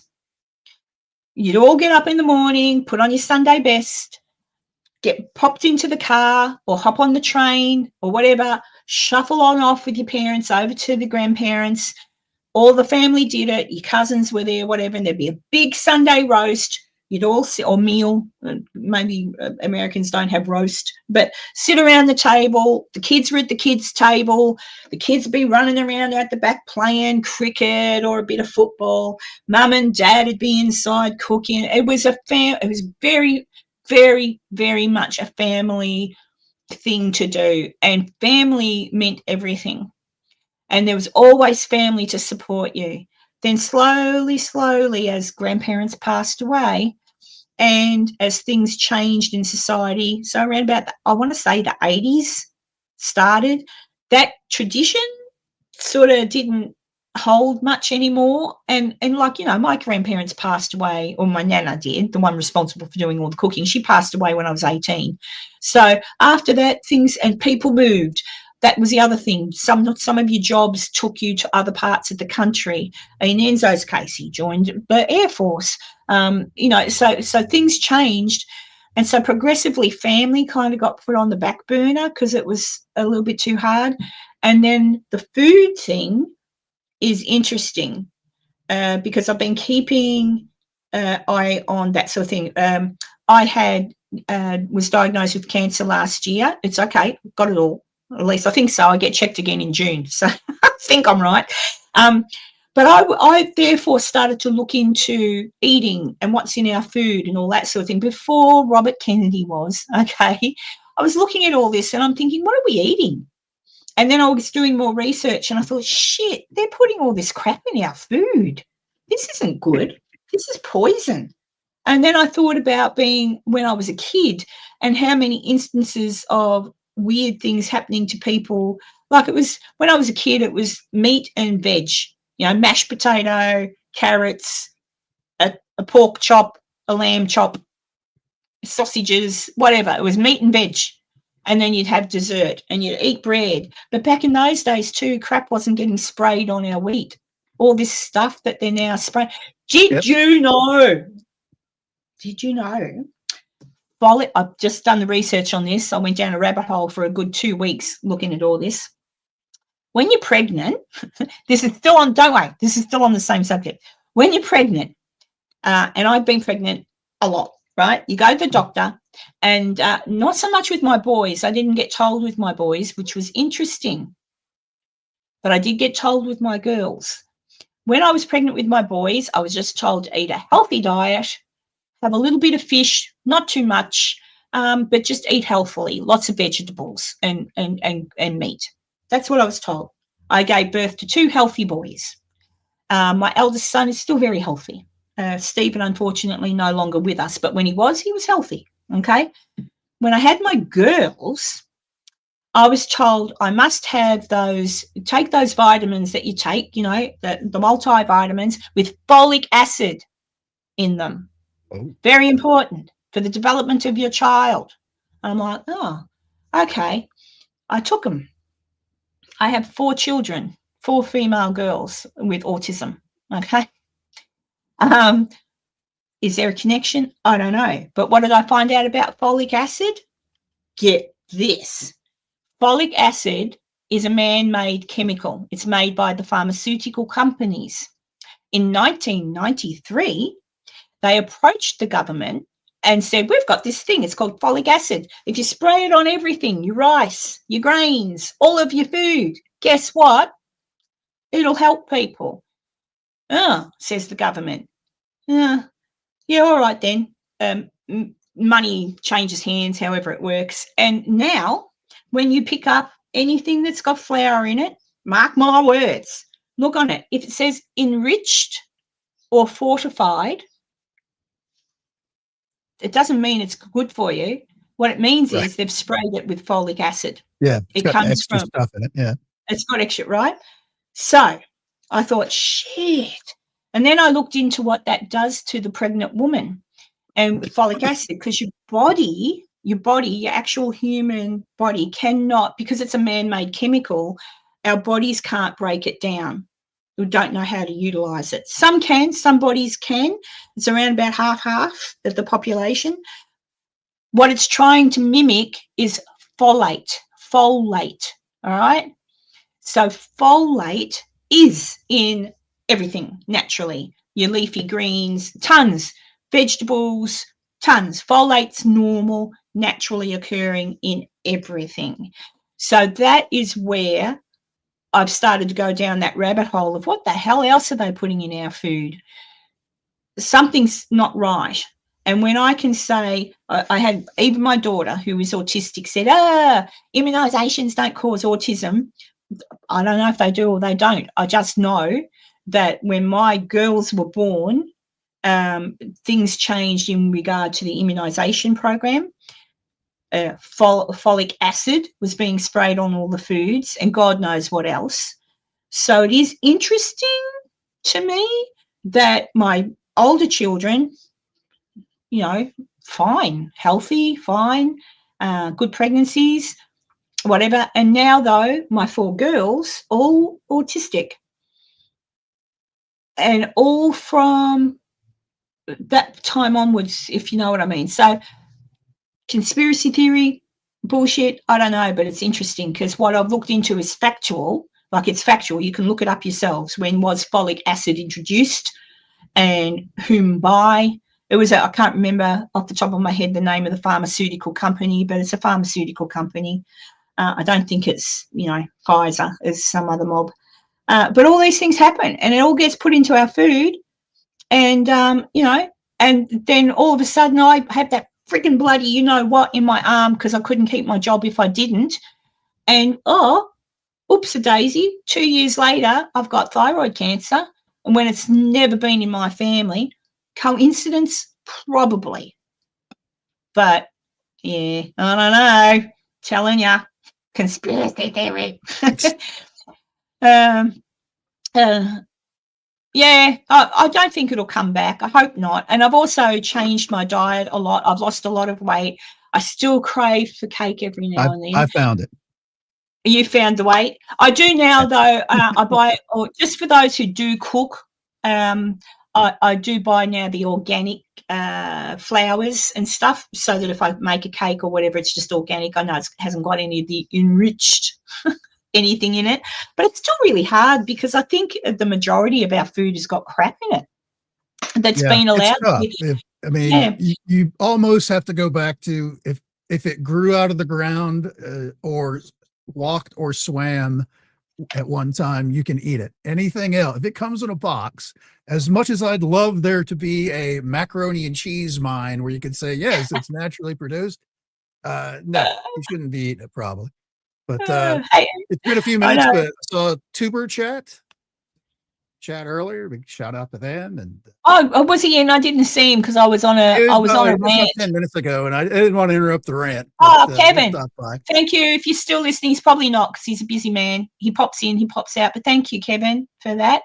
And Jess is good in here friend too. Jessica Holden. Yeah. Yeah, I just spotted her. You'll have to come on next week, Jess. I'll send you a link. I've been sharing out Jess's. I've been watching your things.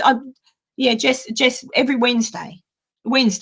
I'm pretty sure it's Wednesday. Every Wednesday. Border Sounds strange. Well, it's every other Wednesday. Yeah, I haven't seen you on there for a while though. You must be in Jess's bad books. Right. Well, it's not my show. She can have whoever she likes. She actually had a great guest this past Wednesday. Very good. Yeah. Banshee, I don't know. I thought you were in Australia. I could be wrong. They haven't banned codeine from headache tablets per se. Here in Australia, we've got a brand called Mercendol, and it has codeine in it. There's a few other ones, Panadine Fort, Panadol Fort. There's a codeine, you can still get it, but it's prescription only. It used to be that you could go into a drugstore / we call them chemist, and say, oh, I've got a headache, Panadol's not helping, can I have some of that? And it would be a low dose of codeine, but you could still buy it over the counter if you showed your driver's license or whatever. Now you're not allowed to at all. If you want anything like that, you've got to go to the doctor and they'll write you a prescription for 10 tablets or something, and that's about the end of it. What's around? All right, thank you for dropping in. That's rabbits. I hope you don't eat rabbits. Unless they're chocolate. Okay. So, but yeah, you can still get them a Banshee, but it's got to be prescription, doctor only. Yeah, that sort of thing. Yeah, and in America, it's a whole different kettle of fish. For onions and oregano. Is that right? Oregano, I'm kind of surprised. Well, can't you put knowing that I'm not sure where in Virginia City you live. Don't tell me, obviously, but I'm not sure whereabouts. But can't you just put like here we can go to, and I'm sure you can go to Walmart down in Carson City and buy one of those pretend greenhouses, plastic greenhouse things, like just for plastic ones, and you put them up. Try that. Because, having said that, all I've got at the moment growing is tomatoes. But yeah, I want to grow my own veg too. But it's tomatoes is a good start, and they're pretty easy to grow, just out of a bucket tomatoes of are easy. Back porch. If you grow tomatoes, some onions, some peppers, you can make your own salsa, and you can make it as hot or as medium or whatever flavor level you want yourself. You are in control of it. And you could put that on everything. Mm-hmm. I haven't got it here. I was on Jonathan from Cops. He hasn't popped in yet. At least I haven't seen him I was on his show, and I haven't got it in here to show you, but I purchased a cookbook, Aunt Bee's cookbook, from the TV show. Andy Griffith show, yeah. And I've been looking through that, and I've made a few things out of it. But there's an awesome recipe book. It's got all how to make scones and how to make biscuits and different chilies and all this sort of thing. And I'm like, very American. So some of it I've got to work out what the Australian equivalent is. But she tried that, but the wind blew it. Oh, that's right. You're just behind Connie. Oh, well, then in that instance, I know where you are. And yes, I can understand why the wind and the wild horses would be an issue. Actually, have you seen Connie? Have you told Connie that she's naughty because she's not saying hello to me? Connie, my friend Connie, who feeds and looks after the local town celebrity mule. Connie's useless with her phone. She doesn't know how to use her phone. She's just, I don't know why she has one. She's not, and she doesn't have a computer, and she's not on Facebook, so it's very hard. But anyway, I'm sure she knows I still love her. We got a lot of people that are growing their own stuff. That's great. Yeah, and it's good. So just I'm hoping, I don't know how he's going to go, but I do hope that Robert Kennedy is successful. There's going to be a lot of people arc up over this because it's businesses like probably Nestle, Kellogg's. Do you have Kellogg's? Because we have cornflakes here. We have rice bubbles, which you call Kellogg's Rice makes a lot of stuff. Krispies. Yeah. So they're not going to like it very much if Robert Kennedy says, get that out of our food. But the silly thing is, there's natural stuff you can put in that probably tastes better. It's just cheaper to put the crappy chemicals in, you know? Yep. You know, so what's that? Connie is very busy raising chickens. The Mackey Mansion chickens. Oh, when I'm in Virginia City, we'll go with Connie and we go up just about every morning, except if I'm going to be a tourist and so I'm too tired. But go up in the morning to the Mackey Mansion and they've got chickens down the back. So I help feed the chickens, empty out the old food. There's usually deer around. Deer will come up and take food out of your hand because they, you know, oh, it's lovely there. What was that? You film your veggies. What? You make them act. Veggies. Veggie tales.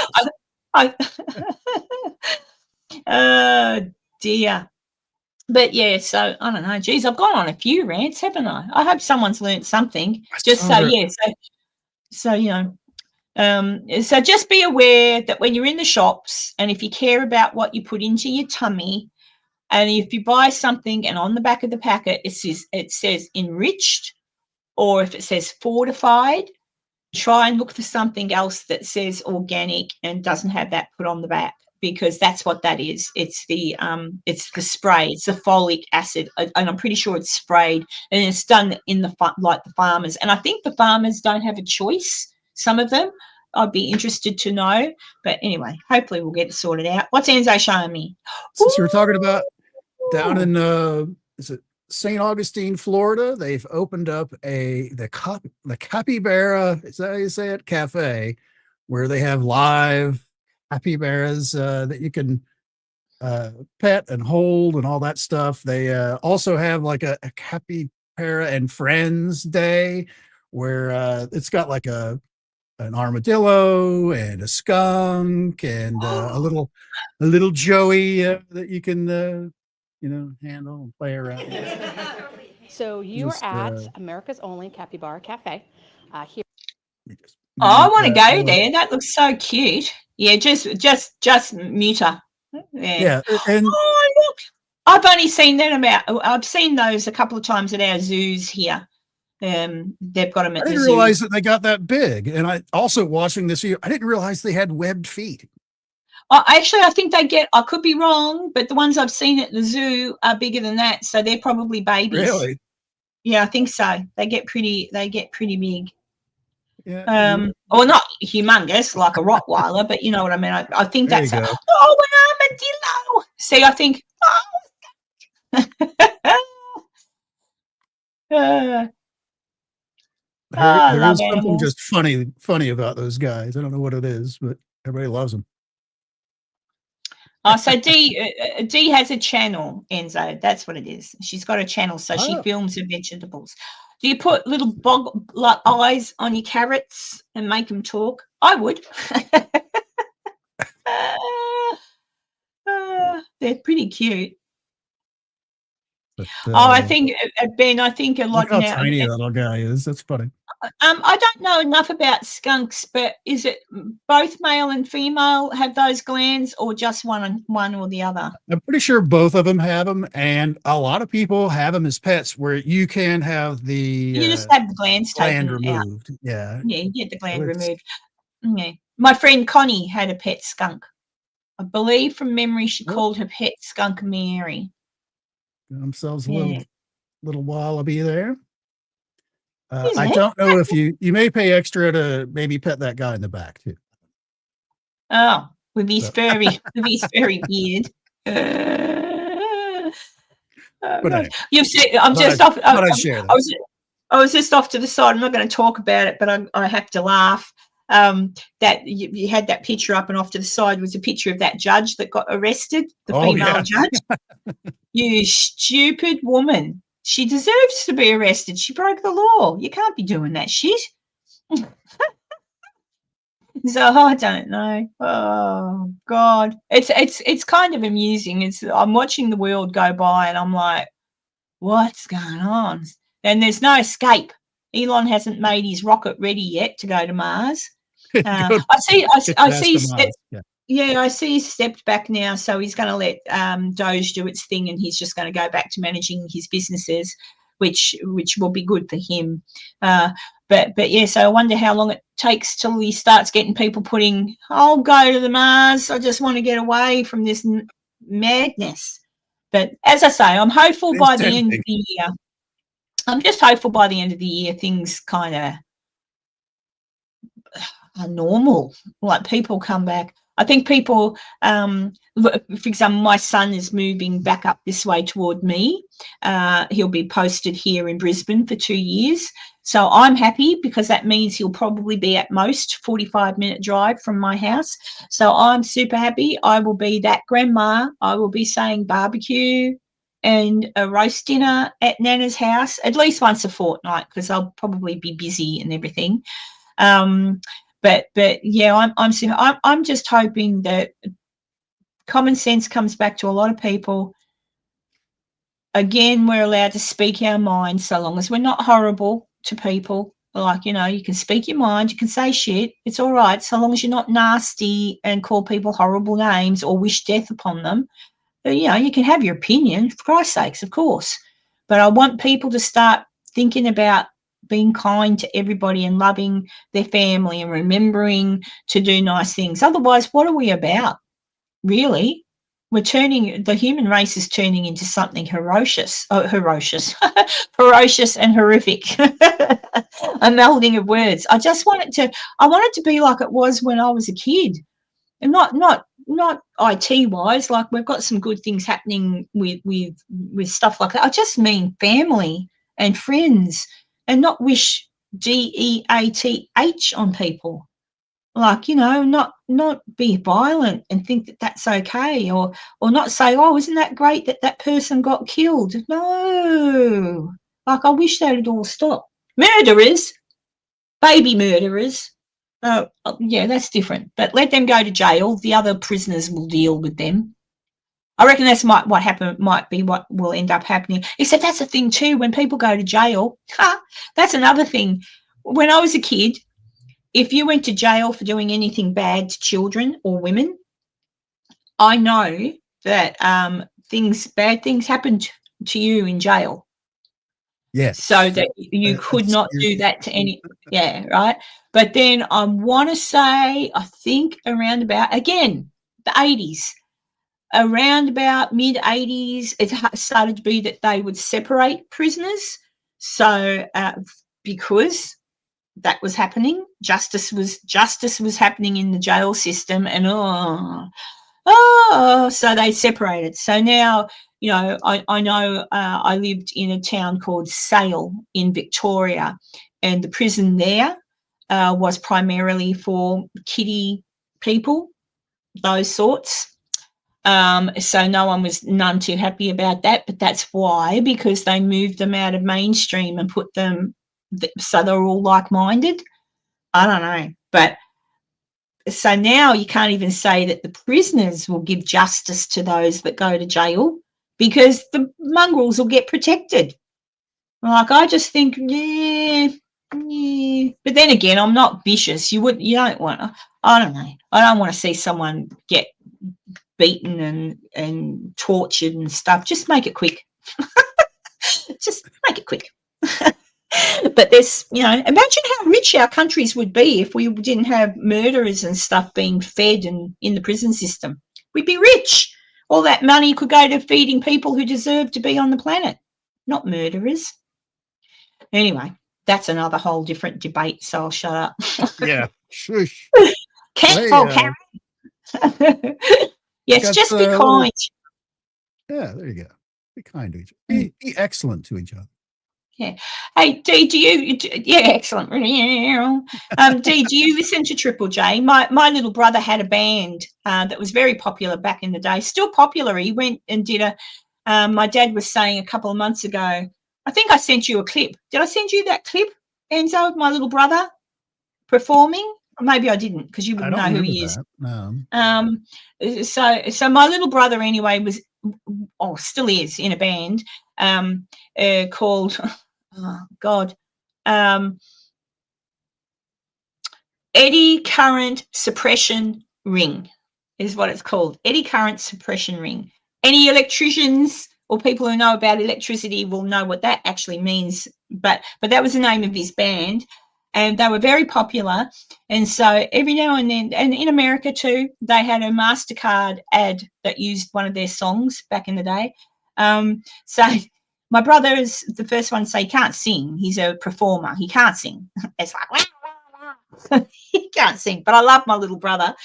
But they went to Chapel Street in Paran, Melbourne, a couple of weeks ago, and they couldn't say who they were and that they were performing, because the last time they did that, people were lined up the streets. People couldn't get in to see them perform.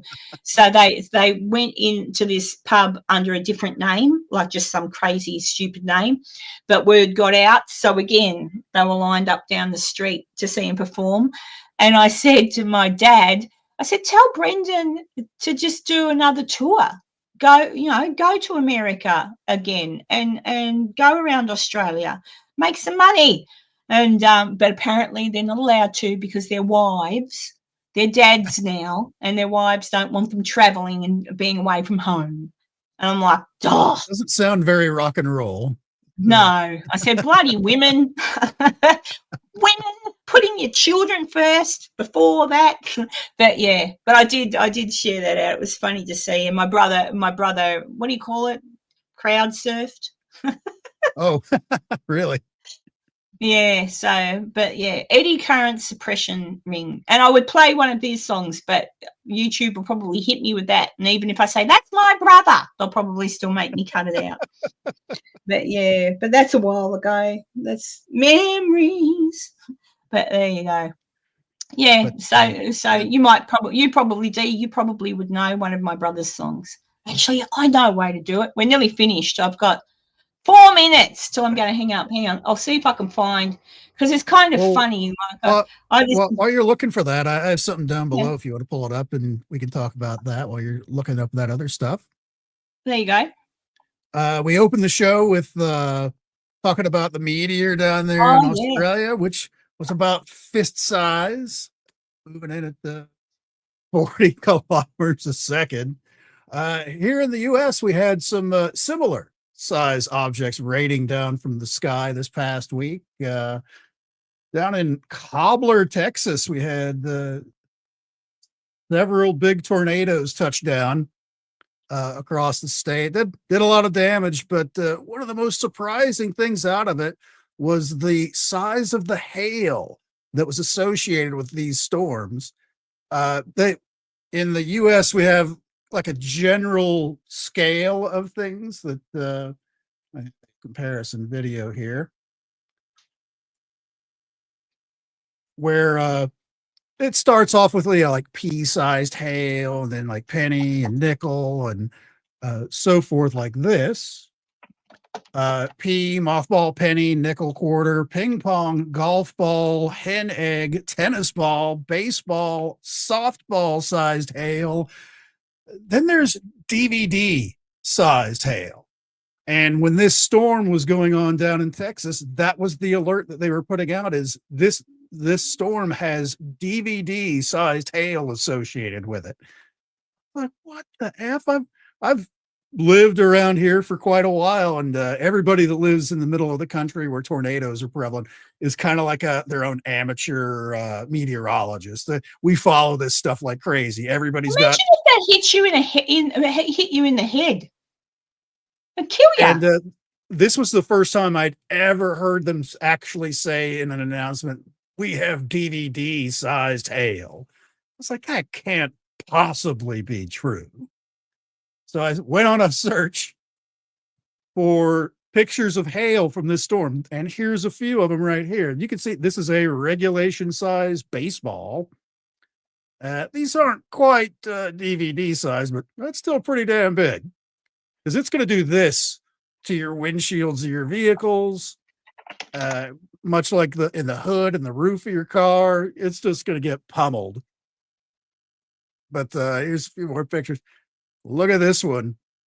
This little girl is holding. This is what they call a conglomerate hail, where a lot of smaller ones get all stuck together. So you get this crazy, spiky looking thing. And whenever there's a big hailstorm like this, someone's always got the tape measure out.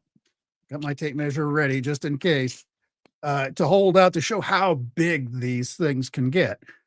And even all of these, I was like, really DVD? Are there really any, actual DVD? This is stuff that's going through like tin roofs, pounding holes through it. Look at this. Guy's got a 2-fister in the roof of his house hole from the hail. I was like, no, hang on a second. This still isn't really DVD sized. Well, as it turns out, it actually is. This picture right here, that's 5.22 inches. I don't know how big that is in centimeters. No, it's big enough. Size is overrated. Something like that hits it, you're going to be in bad shape. And of course, when you do see it, you will have this look on your face.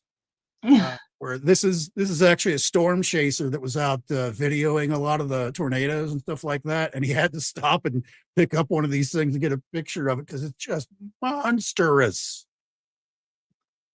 But that's I felt huge. Yeah. But anyways, that was just something I thought I'd share.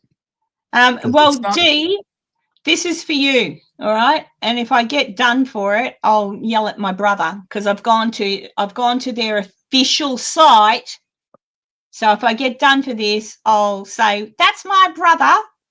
And you can just clip it off the end of the show if you have to. So and then well, that's true because it's right at the end. So hey, Carla, this is my brother. And Dee, because you mentioned the song, let me see, share screen. I think it's this one. Let me see. Is it going to work? How do we make that bigger? And take the sound off. I hope the sound works. Let's see. Can you hear that? Can you hear it? Yep. This is my little brother. Oh, not there. That's my little brother. That's Brendan. There you go, Bren.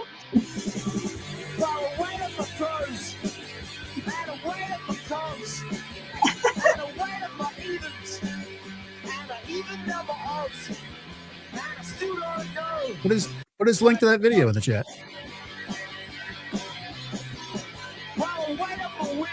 There you go. I won't play it all. That's my little brother. That's him. Yeah.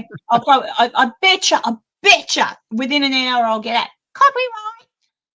But I'll give it a go. I'll see if by saying that's my brother Brendan and that's his band. And then I'll email them and say, lift the copyright strike. I was merely saying, I think I could, couldn't I? I'll just tell, I think it's up to the other channel. You have permission from the author directly. Yeah, I'll fix it later. I'll fix it so I don't get stuck. I know, Dee, it's such a long time ago. He's a daddy now, 2 little babies. Everyone's growing up. But he's still my little brother. You know, he's my youngest. And I've got another brother, John. John writes scripts, movie scripts, and goes to Hollywood quite a lot. He said he got that from me because when I was younger, I knew all about Hollywood, old Hollywood, not new Hollywood. And I would tell him stories about all the big studios and all the actors and how they came to be. And so he said because of my influence, he got interested in writing movie scripts. So there you go. He's done something of late. I don't know what it is. I'll have to double check. But he wrote a script that got picked up as a mini series somewhere, but I'm not sure what it is. But there you go. Well, let's see. It's 3 minutes past 2, or it's 3 minutes past the hour. 3 minutes past 2, as in like 2 hours I've been on, but it's the recording recording time. Yeah. it's recording time. Yeah, it's 12 o'clock. It's lunchtime here. So I'm gonna head off and go and cook some lunch. I think I did enough ranting throughout this episode. So that's good. And it was really nice of Lewis from the Nerd Report to pop in. And Cheryl, if you're still watching, thank you so much for the super chat. That was awesome. Yeah. I should get Lewis on all the time, but then no, that makes it sound like I want money. I don't want money. It's all good. But it's very nice. And it will go towards, I promise, Cheryl, if you're still watching, it goes straight into the little kitty for the research stuff. So it does come in handy. Absolutely does. And it makes me feel a bit appreciated. So thank you. So yeah, and everybody, Carla's in the chat there. Go through, show her some support when she does some new stuff. That would be nice. She's a good girl. No, I haven't heard of Cosmic Psychos. The only Ross I know is from Eagle Rock, Ross Wilson. So there you go, because I'm old school. So yeah, go make sure you show Whore of Horror, Carla, some love on her channel. Lewis at Nerd Report, because he covers heaps, and Lewis may well have Enzo on in weeks to come to discuss some updates on alien type activity in Peru.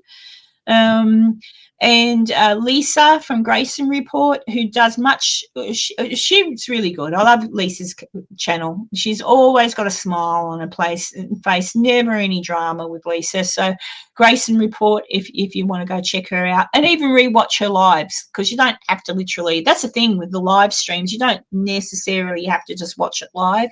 You can still watch it later. But there you go. And Kristen, yeah, say hey to everybody there for me. Give Mandy my love, and in the Roasting House Cafe. And I guess that's it. Goodbye, everybody. And I am trying to put something together to pop out, but it's just so hard. So I might just go live and show you all my pictures. I've been looking at my UK trip and all the castles I went to, and I thought, I should put a collage of everything I did up for you. I haven't heard any ghosties yet in any of my recordings. So there you go. So yeah, have a wonderful there you go. Cheryl's telling you to have a good weekend, Enzo. You too, Carla. Everybody have a wonderful weekend. Sunday here, Saturday for you, and I shall see you all at some point next week. Bye.